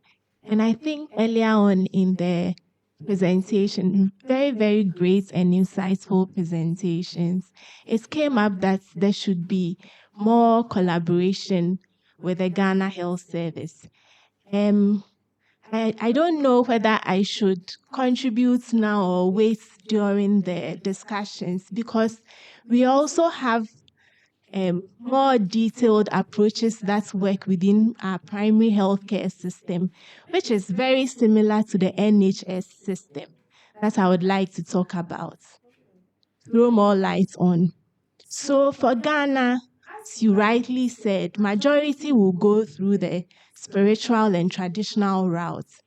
And the early symptoms of dementia often is not recognized as illness. Most people assume that it is a normal part of aging, because for most people, dementia is when you have forgotten familiar people, which is at the advanced stages. And oftentimes, even with that one, people only recognize there's a challenge when the behavior and psychological symptoms start. And that is when they come into the healthcare system. And oftentimes, they will report to the mental health units in the very advanced stage, as you mentioned. For the primary healthcare system, we have a guideline we are currently using. This is a guideline that has been adapted to fit our context. It's a WHO guideline, but Ghana contextualized and adapted this to fit our system. And we have algorithms which equips the primary health care providers to be able to do the early detection we talked about, to provide psychosocial support, including support for the caregivers, and to use the referral pathways to the second level for specialists. And the specialist here will be the family physician, a physician, or a neurologist who will usually be at the regional hospital or a secondary level, and then maybe to the neurologist at the tertiary facility. And for this guideline, I have to say that I would like to share with the team so you go through, but it's a very good guideline that fits our setting in Ghana. And we have gone around to train health workers across all the 16 regions. It's just that majority of our nurses that were trained, the training started from 2018 and now overseas in the UK. So, and there's a lot of, and there's, yes, and the system is fraught with challenges. So we have not been able to continue the capacity building to strengthen our primary health care to be able to do this. The guideline equips them to be able to use this for the education during the community debates, the outreaches, and all that. When they are doing their health talks and education, it has that aspect. Very lengthy part on psychoeducation, and also to reduce the stigma that we've been talking about, our beliefs and all of that. And it's quite comprehensive, but at the same time, very simple. It even helps the primary healthcare provider to check for the reversible causes, the common ones, the Alzheimer's and vascular ones. And it's a very good tool that I think the team should use. So in summary, something exists within the primary healthcare system and already, which needs strengthening. Thank you. So before the next question, her comment is very, very good. It also shows how our guidelines for some of the protocols may not be too accessible to everyone. But I'm sure about 90% of us didn't know that something like that. You are, so you are 10%. Because we updated the assessment details. I'm coming from nursing, so I was on it as a consultant for Ghana Service, the director of nursing. Because of the names and medical records, everything is being updated.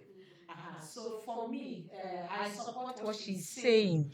But maybe if you want us to actually consider this age group, where we take the age, there should be dropping, it drops. So if you fall within certain category of age that we know that you are at risk of what? Dementia. Then that drop would give you an add-on to also ask a few questions regarding dementia, because there are 4 stages. So that if I can ask about the normal one, the stage 1 often is seen as normal. Everybody can forget I'm wearing glasses. Where's my glasses? But as we move on to stage, 2nd stage, 3rd stage, that is where you have missed the first one. So maybe you can look at what they have there and then we build on it. That is very good. And then also, even though you see the majority of the workforce are nurses, in our curriculum, is now that we are trying to push, even from the diploma level. Gerontology used to be under public health, and then now it's on its own. And then gradually, I see that dementia is also under psychiatry, that they do it as an elective. They just go into details more. Maybe as this thing comes on, there should also be a policy to the NMC that this, because now our population is increasing.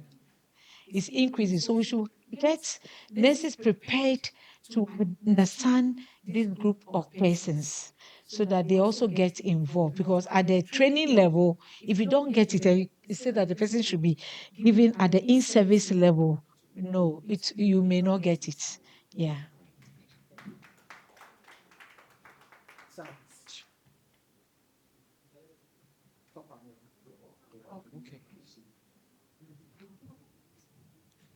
I wanted to also make an additional point regarding why dementia care in primary health care is out of pocket and not, well, if you presented to primary health care, the consultation will be taken care of by NHIS. But because it is captured so if you look at DIMS, it's captured under mental health, the different categories. Nationally, mental health care is free. The government takes the burden of the cost. Unfortunately, the support that is supposed to come to make it free for some time has not been coming. And so there's been a lot of advocacy, and we have actually been able to successfully put 4 mental health conditions on the health insurance. Yes. But dementia care specifically, so it's different packages.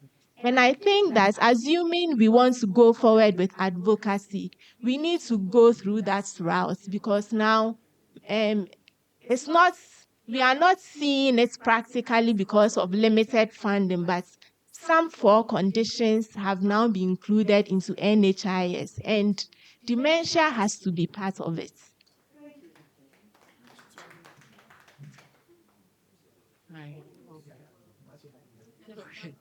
So just to add on, I think something that is also very important is the human resource, because we are looking at, okay, this is what we have, these are the interventions. And if we look at the people on the ground who are supposed to do that work, sometimes it even comes with a lot of burden. So you have an algorithm that you have to go through. The people know that when you go to a primary healthcare facility, if you see the number of people there sitting there, people don't have time to go through all that. And that's where we miss some of these things. Importantly, if we look at our country with our population, first of all, the number of geriatricians that we have, very limited. Geriatric psychiatrists in Ghana, I am the only one. If you look at, what's the name? If you look at social workers, almost negligible when it comes to health. And then the same way, occupational therapists. And so all these, cadre of workers are very limited. Although we are talking about, basically tax sharing and all that, sometimes it becomes, the workload becomes a lot. So we don't even have time to go through all these things. Okay. Then the other bits that maybe just to, especially looking at how we recognize persons having dementia. So we've looked at the memory challenges and all that. But interestingly, now studies are looking towards behavioral and psychological symptoms, which actually come in before the memory challenges.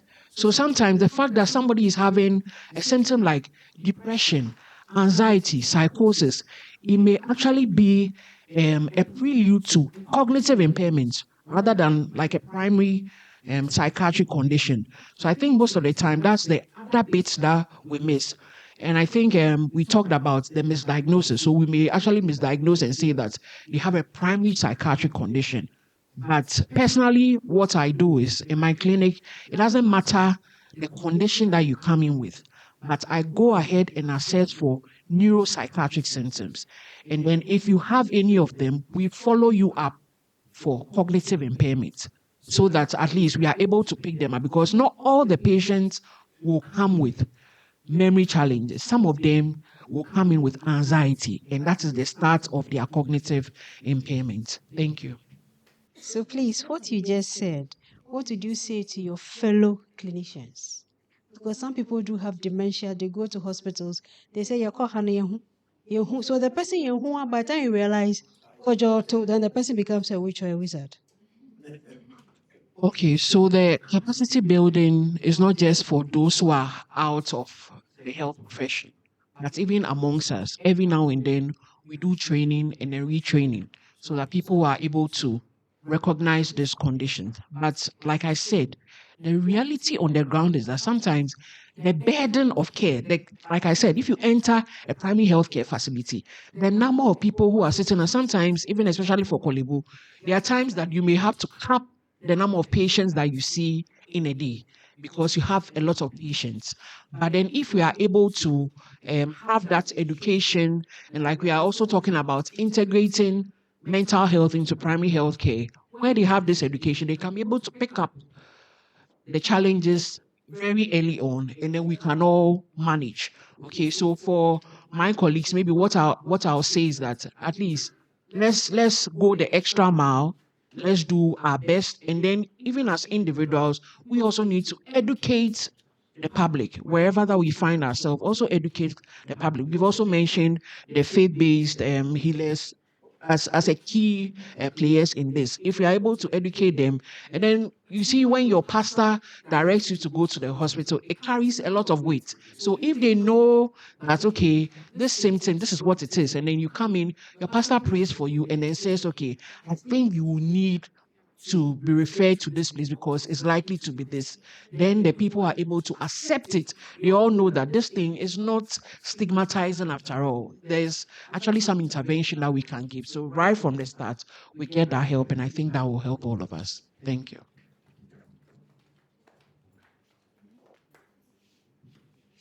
Please, my question is on studies done concerning caregivers. I would like to know the strata in terms of age of the caregivers, if any, has been done. And I'm asking because of our social structure. The design of our families, very often our grandparents spend a lot of time with the grandchildren. And then when they are visiting the hospital, that's when the children will show up. And they may not have picked up some of the early symptoms of dementia. They may come and you might not get the information you want if probably they are seeing a clinician.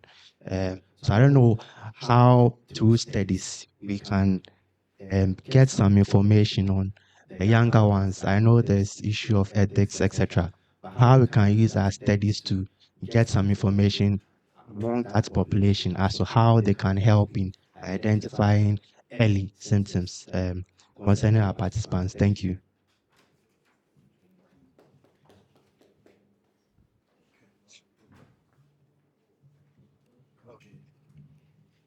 Thank you very much. My question is about forgetfulness related to dementia, as was handled by the professors and then some of the other others. The question is age of forgetfulness. What is forgetfulness? I think that there comes a point as we grow when you begin to forget as part of growing old. For example, there have been times I'll be holding my pen once a while and I'll be looking for it. I'm not sure that is dementia.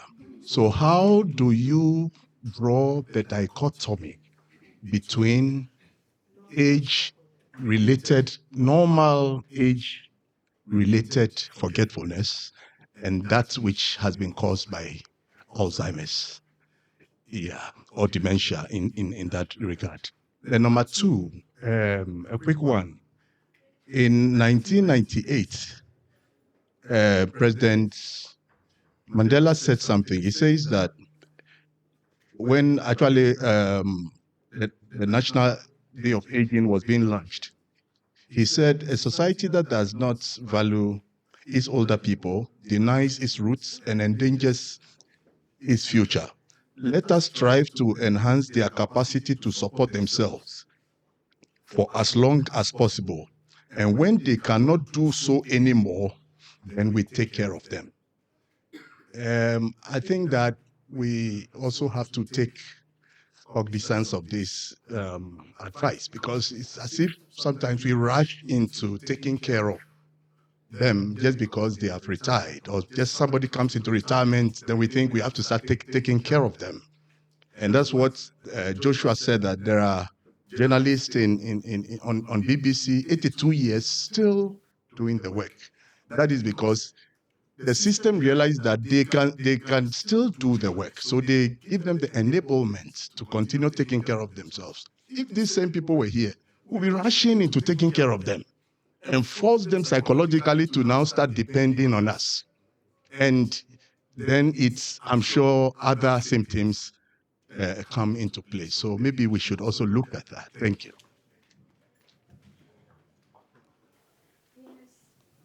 Yeah, okay.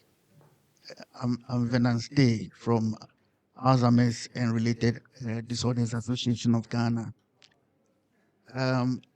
Mine is it's in the form of comment.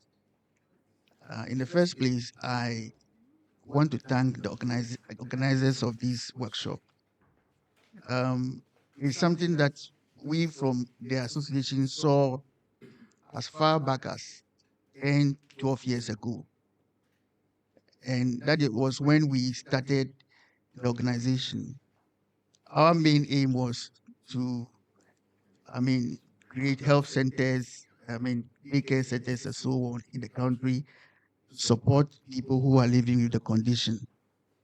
Based on the fact that there was something that happened in 2010 when a lady was burned to death in Tema. She traveled from a village to the town, to the son where he used to be, and the son relocated, unfortunately. So this old lady who was having this condition started going around and so on. And in the evening, he was arrested. He was found by these town boys, and she was questioned and then was stoned to death because they said she was a witch. And so that was the basis for which the organization started, Alzheimer's Ghana. And so when we started, we wanted to create centers for people who are living in this condition. But we realized that very little people knew about this condition. So if very little people knew about this condition, how are you going to create a center? If you go and put up a center, nobody is going to come there because they don't even know this is the condition they are living with. So that shifted our attention perspective to awareness creation. So we started awareness creation, and we saw that, a lot of people were buying in, a lot of people were beginning to understand the concept, the condition. And so there was that call that, what should we do? Because we need to do something about this thing. And that draws my attention to the fact that I met someone around, that was in 2013. And that was a workshop where we were working on the aging policy of Ghana, changing it to effectiveness. And this lady saw me and asked me, where do I come from? And I said, Alzheimer's Association. He said, Alzheimer's. Okay. And then I asked, why? He said, I lived in the UK. And I know it's a problem in Ghana. And so I'm a public health professional. I came to Ghana to do the same thing. I started all right, but I saw that I had no way out. There was nothing supporting me. So she left. So when she saw me, she smiled. And it's okay, good luck.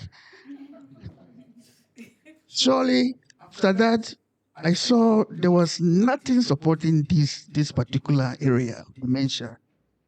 Although it is, anytime you go and talk about it, people really are passionate, they want to do something. But after that, it just goes. So that is why I'm commending the organizers of this meeting. Developing a care pathway in Ghana and in UK, Ghana partnership.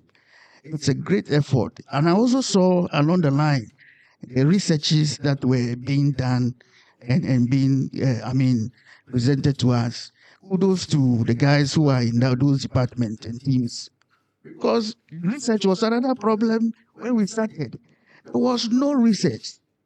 There was no prevalence rate. All the rates you can calculate, you use to calculate or to develop programs across the country. There was nothing, there was no information on dementia except Dr. Kalu, who was then in Tampo area, and did a small work. That's what you could see online. That was all. There was no research on this. But I congratulate the young guys who are now coming out, researchers and so on now, to feed the system so that we can develop on these things and use them to, develop other programs. So my being here is like my birthday today. Yes, yes, my birthday. And I know we have other areas that will need to be tackled, like the area of research of prevalence. Who can identify as have done a research of prevalence of dementia in Ghana? Nobody. So we get figures from Alzheimer's Disease International, which we are also an umbrella body, who give us, churn out figures for us. We do extrapolations in the sub-regional levels and then put it out there. So just in short, well, we are going there. But I want to say thank you to those who organize it. It's a very bold step. I think we should all join and help to this thing, get these things written down. There's one area which was mentioned was or the health dementia policy in Ghana. There's no dementia policy in Ghana. There must be dementia policy in Ghana. There must be a national dementia plan. Exactly. So Alzheimer's Disease International is also very critical about this, supporting to come out with, for every nation, every country to come out with national dementia plan. I think after this is one of the areas that I would like to request that we come together and come out with a plan for the nation. So thank you very much. There are no more questions I will ask. So the last two questions, else we'll then like to the next session. But I think people have asked questions that Have not been addressed.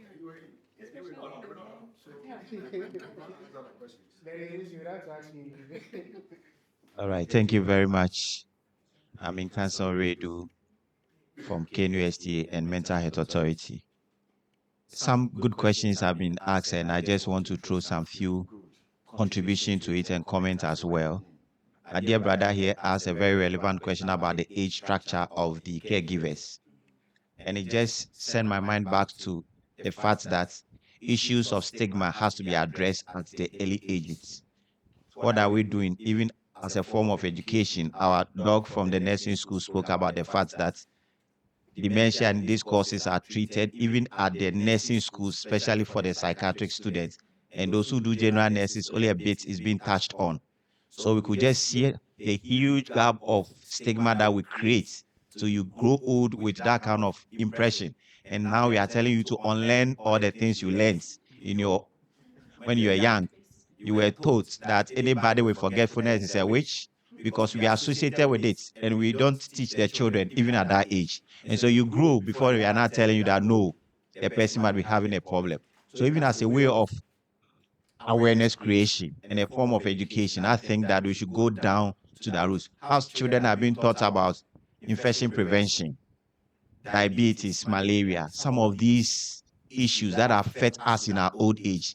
And these children are the people going to take care of us. Must be aware even at the early stage. So when they are living with their grandparents or their early parents, they understand their condition and not to stigmatize. I think it's a long way for us to even address the issue of stigma. As a policy level, NHIS has just, yes, as Doc said, has included 4 mental health conditions.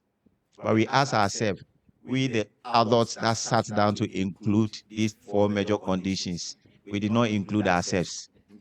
So where are we planning? So it is like we are planning for the society, but we are not planning for ourselves. So what happens to us? Free primary health care, NHIS policy, fragmented policies, but none take care of the aged. It's free, but you go, you have to pay. Even though it's free primary health care, the same dementia at the primary health facility will not be free because it's under a certain category called mental health. And even in that bracket, only 4 has been singled out. How do we try to fuse these policy segmentations and fragmentation to ensure that we get a holistic treatment for our mentally ill people, Alzheimer's, dementia, and other forms. So I think as a policy dialogue, as we are looking at it, awareness creation, policy reforms, we should all put, and I think this is the best way to do all these discussions. So kudos to the team. And I hope that more studies can be published to push, to start from the bottom up approach to ensure policy reforms can effect some of these changes. Thank you.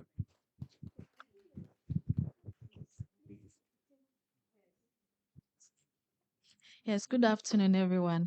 I'm Winifred Otu from the Ghana Palliative Care Association. Hi to you, palliative colleague. Yes. Thank you so much for all that you've shared here. And from our point of view, I would just emphasize on what my senior colleague said here, that this has been envisaged over the years for a very long time. Probably we've been slow marking as a country. And with us at the association level and with the palliative care landscape in Ghana in the past 4 years, what we have been doing is embarking on a strategic plan for Ghana.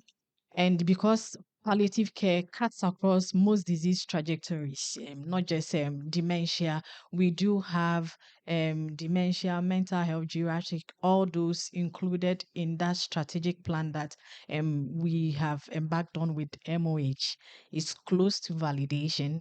So probably by the end of the year, there will be a 5-year plan on how some of these things that cuts across with palliative care are treated within the country.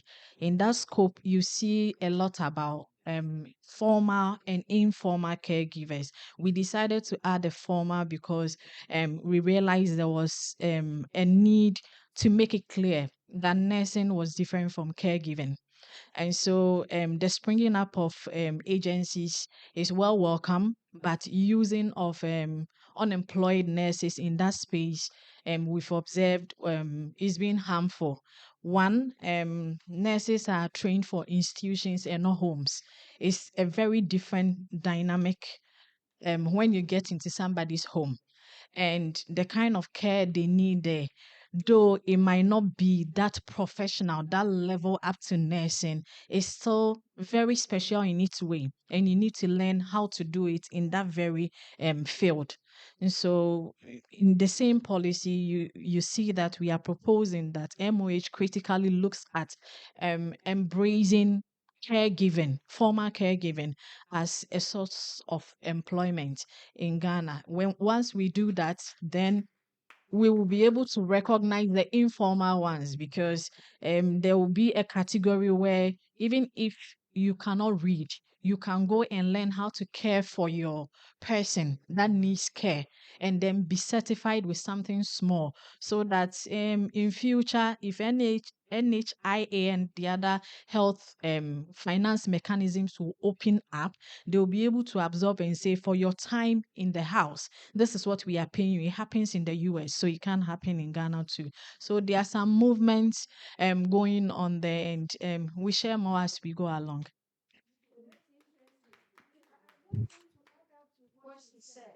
Here at the Center for Aging Studies, we have a course, a short course on caregiving. Are we all right? It's just towards that so that older adults are cared for better. Okay. Thank you. Any other question? We have one last one, or you are done? Okay, so on this note, Just wanted to add, because I know the GCNN rep is here. The Ghana College of Nurses and Midwives are training specialists. And the training of these specialists, even though we have done a lot, emergency, up to palliative and all that, we are here to look at geriatrics. But I know psychiatry has started something already. So they are here to do. So we will have to consider this when we start. Yeah, which is a very good thing. Oh, we will.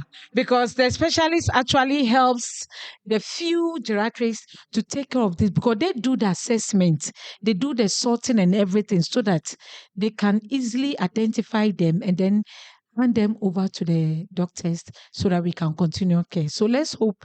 I just pray that. I just ask how soon is your rector starting? Because we are ready to support you. Yeah. Great. Thank you. Yes, thank you. One last one from a geriatrician. So I'm a family physician and a geriatrician. I just want to offer all of us a ray of hope.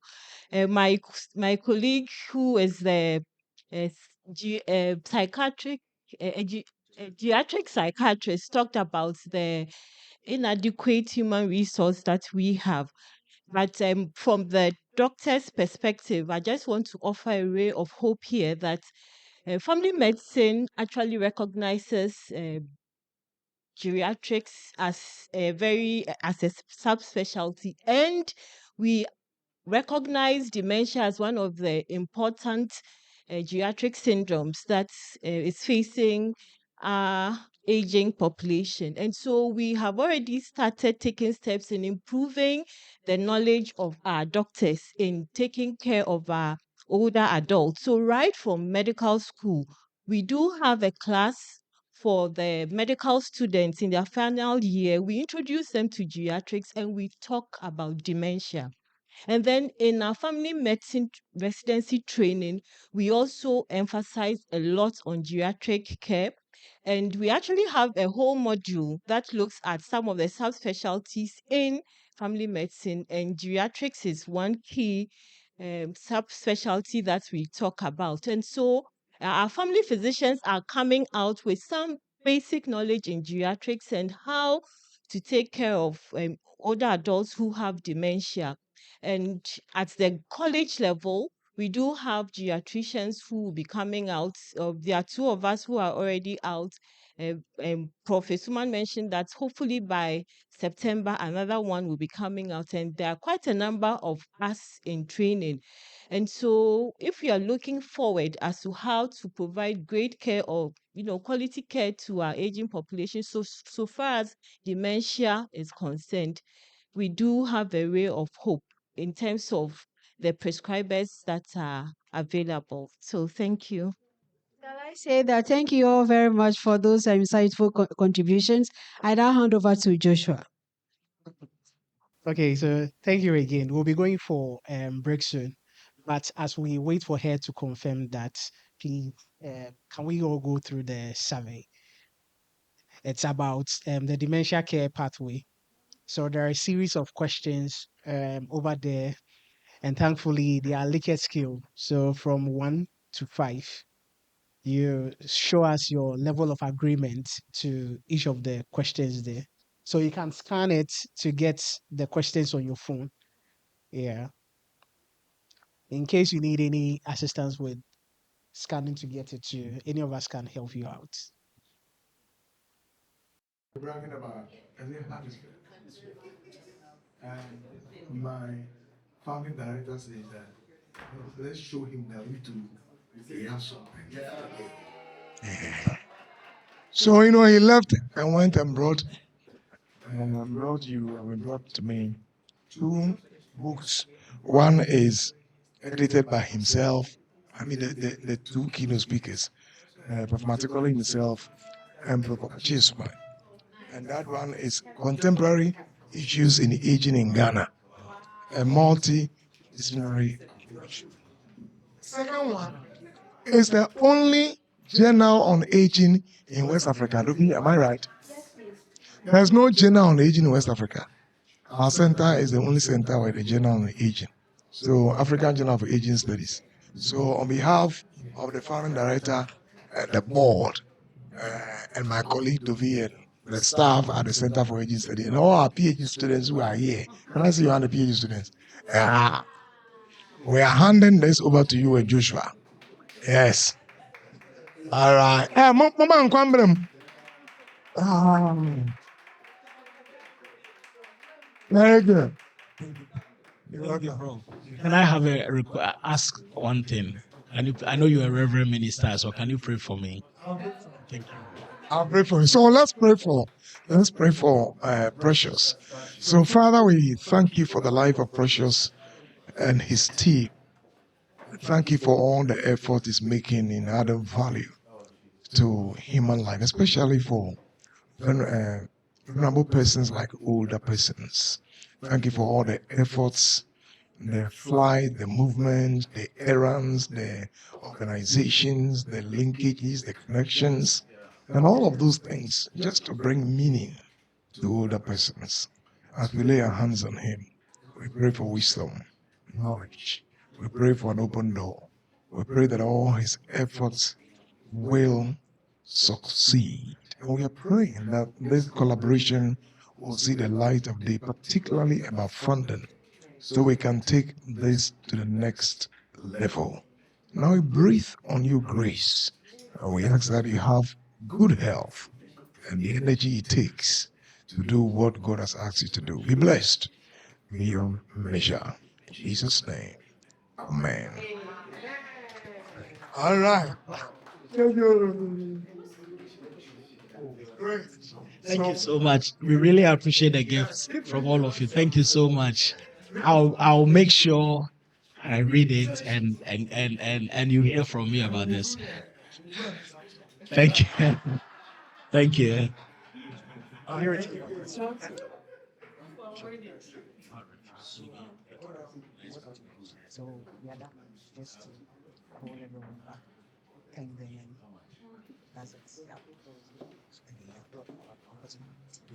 Okay, so thank you for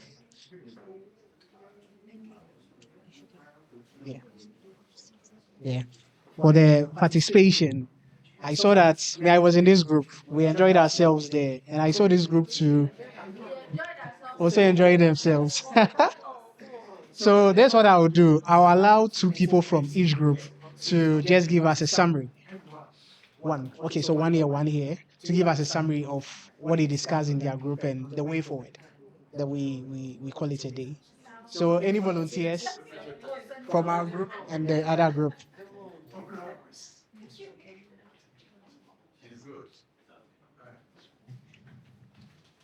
Pressure.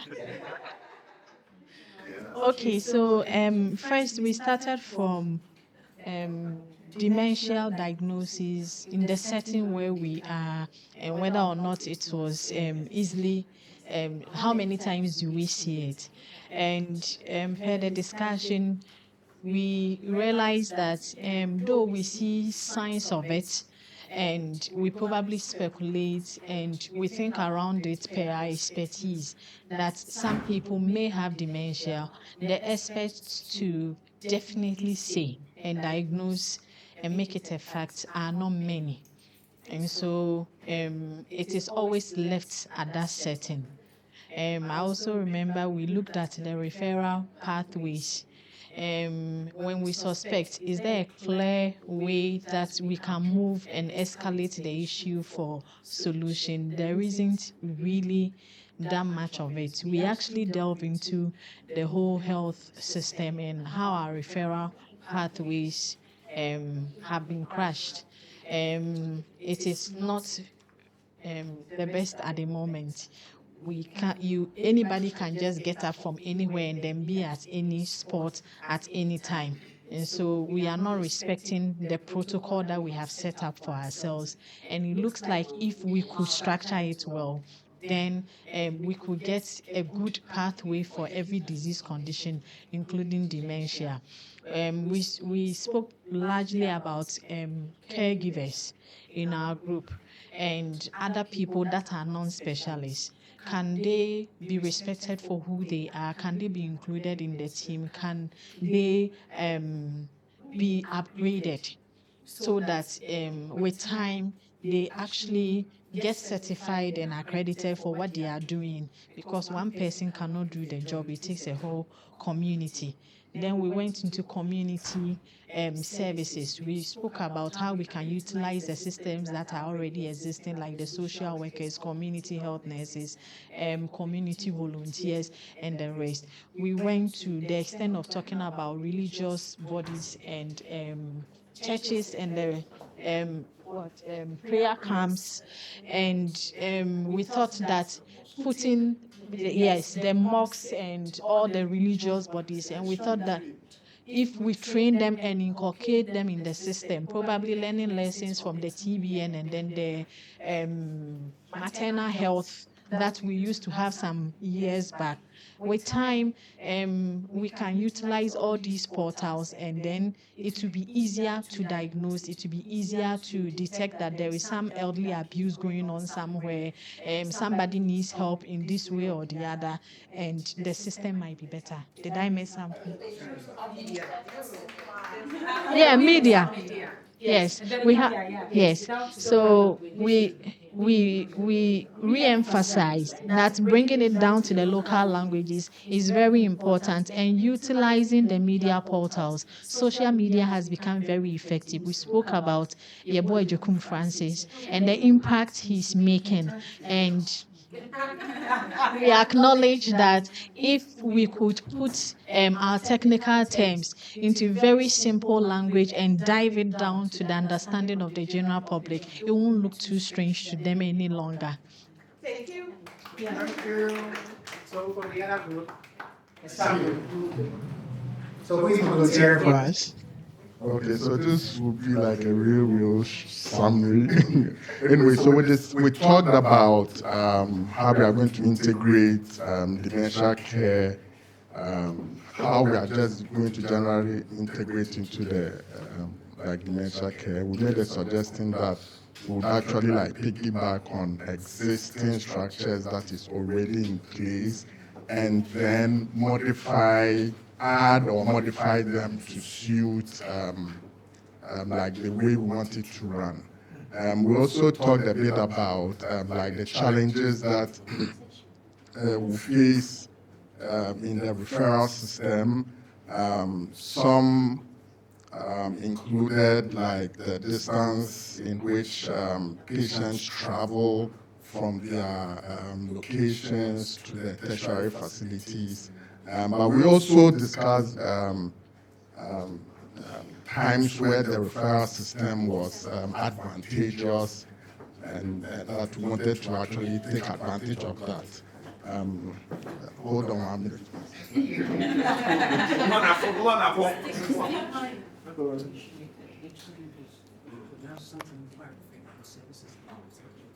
Yes, exactly. Yeah, exactly. So like one main challenge to that, like we recognize, is like sometimes we would like to refer to another facility, but we don't know the extent in which the capacity of that facility that we are referring to is able to take care of the patient. Like for example, like a Prescabo wants to refer to another facility, but they are not sure whether a social worker is available. We're not sure whether like a physical therapist is available, occupational therapist is available, and so on.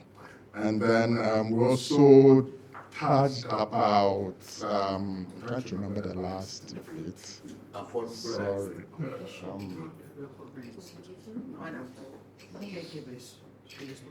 Yes, so exactly. So we spoke also about care, like the burdens of the caregivers.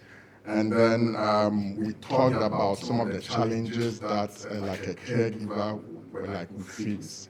Sometimes like the caregivers are quote unquote like put into the background, and then not enough counseling and not enough support is given to the caregivers. And then we actually expanded on that. One of our clinicians actually suggested that it would be actually she's in the process of setting up a caregiver support group in her facility, and like the group members were agreeable to that notion.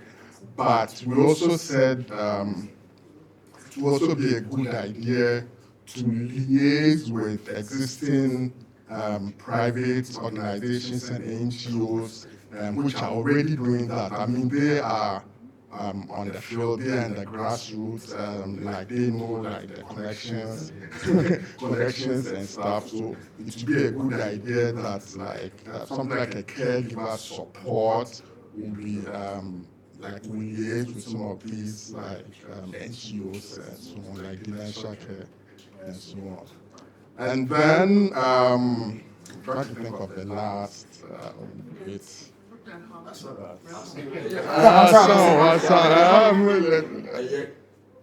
Yeah, okay.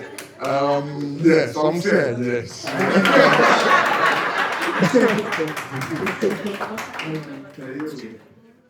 Yes, the online community. You have some comments? Okay, Proper, just a minute. The online community, is there any comment? Okay, give us a summary and then Prof. Matikole will come in. Yes, there is. Okay. Conversation. We had a clinician and a non-clinician in the discussion. So we got two different perspectives, which was really good. We mentioned that there's no standard protocol, lack of education, the community is a big challenge. We also mentioned that finance is a big challenge when it comes to investigations and treatment. We mentioned that we need local cognitive tools that have been, adjusted to our local environment, which is easier to use, and for which language needs to be in the part. We also looked at referral pathways, and we realized that there's no clear pathway. Referrals are usually based on personal relationships or professional relationships with people, so people refer to. We realized that communication in between facilities is a challenge. There's no proper referral system or even tools to use, including, let's say, phones, toll-free phones or things like that to communicate. It was clear that the community needs to be very much involved in education. Faith-based organizations need to be involved lots, and we need to support areas and give them the training they need and all of that. We also looked at designing a dementia care pathway, and we said that it's important to be clear okay, of the various health professionals and specialists so that you don't have a situation where everyone is being diagnosed with dementia by one person or the other somewhere. So the roles have to be clearly defined. In terms of implementation and policy, we definitely need to pass the aging bill, and we need to get NHI to pay for treatments and also to pay for investigations for dementia. So I'll summarize it this way. Thank you. Thank you.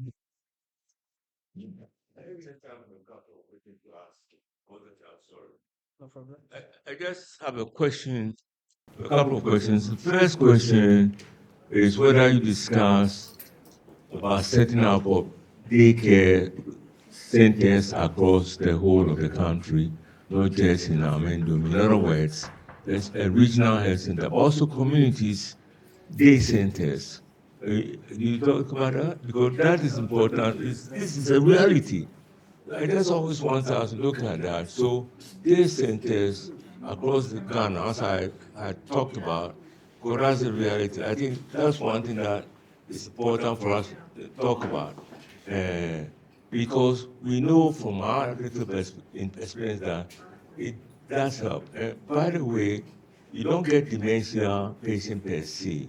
You offer the facility for seniors. And after the seniors, then dementia care comes because people don't recognize. Because some say, if you have dementia, put your hand up. Don't find that. So I think that we offer daycare facilities for the elderly. They are the ones who bring them. We are not necessarily the staff don't have to be professional, but trained personnel who know what to do, and then from that center, they can be a referral to other places. So I think that's the first question. The second question, I'm asking questions by the way. The second question is, have we thought about how we can look for funding outside government? In other words, going to private agencies advocating and really being able to push them to say, if you are able to put up this center, maybe we'll name the center after you or something to that effect, and that across the country to be able to find places like, I don't want to mention names, some of the telecommunication, the banks and so forth, to really appeal to them. And if you went with them with a proposal, a term proposal, 2 years, 5 years, 10 years, even places like Danida, some of the United Nations, other places, to think about how we can raise funding, because if we're just waiting for government funding alone, it won't go far. So this is where the NGOs also come in, because together with their training, I mean, we started working with NGOs, Akrowa and other places, when where's Esther here? She's hiding somewhere. Okay. I mean, she started working with us from day one. Esther, you didn't tell them. She started working with us from that. She has a day facility for seniors. So those, and then the collaboration between private, corporate, those are things too that will be helpful, so that we don't necessarily focus everything in Accra. And you know that when we went to Latte and Apuri and so forth, things like that. So those are questions I'm asking, by the way, that I think we should also think about. Thank you. And of course, the research now, we have research grants, we can add to that. Thank you very much. Prof, you want to respond to that? Yes and no. Because some of them are also my questions. So, because I miss out, I also had that at the back of my mind that very often we have meetings like this, we are co-creating ideas, that's all. It dies. Nothing comes out. So it's like we've just checked the box. We came to do a co-creation program. That's so Joshua and Precious. Management day, we want to go beyond this. And we want to get funding. Work Life is doing something beautiful. If they have, I know if they have a very bigger facility, they will do better. Yes, they will do better. So the center for the center for our center, we've been cleared by the university to raise $11.2 million for center. Center, that's like a geriatric hospital. State of the art. Yes. So by August, we'll advertise for any commercial entity to, if they are interested. So we're looking for money beyond government.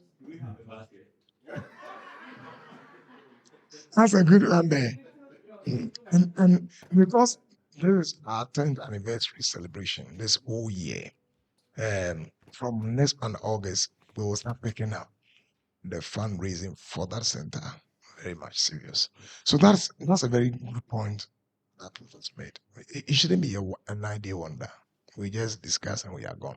Then the final thing about the funding, Joshua, and I'm very precious that I mean Joshua and Precious and I and David we discussed. This is not ending.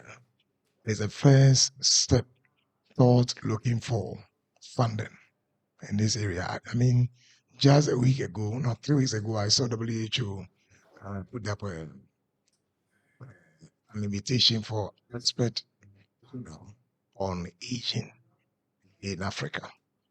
And then they asked for applicants to apply. So I applied.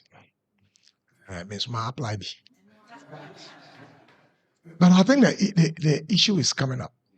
It's coming up. My colleague in Kenya have also picked up the matter. So Kenya, South Africa, Ghana, we're trying of putting a project together, program together on aging. Apparently, Kenya is seriously, they've seen what we are doing in Ghana and they want to copy. And then South Africa, they already have it. They want to,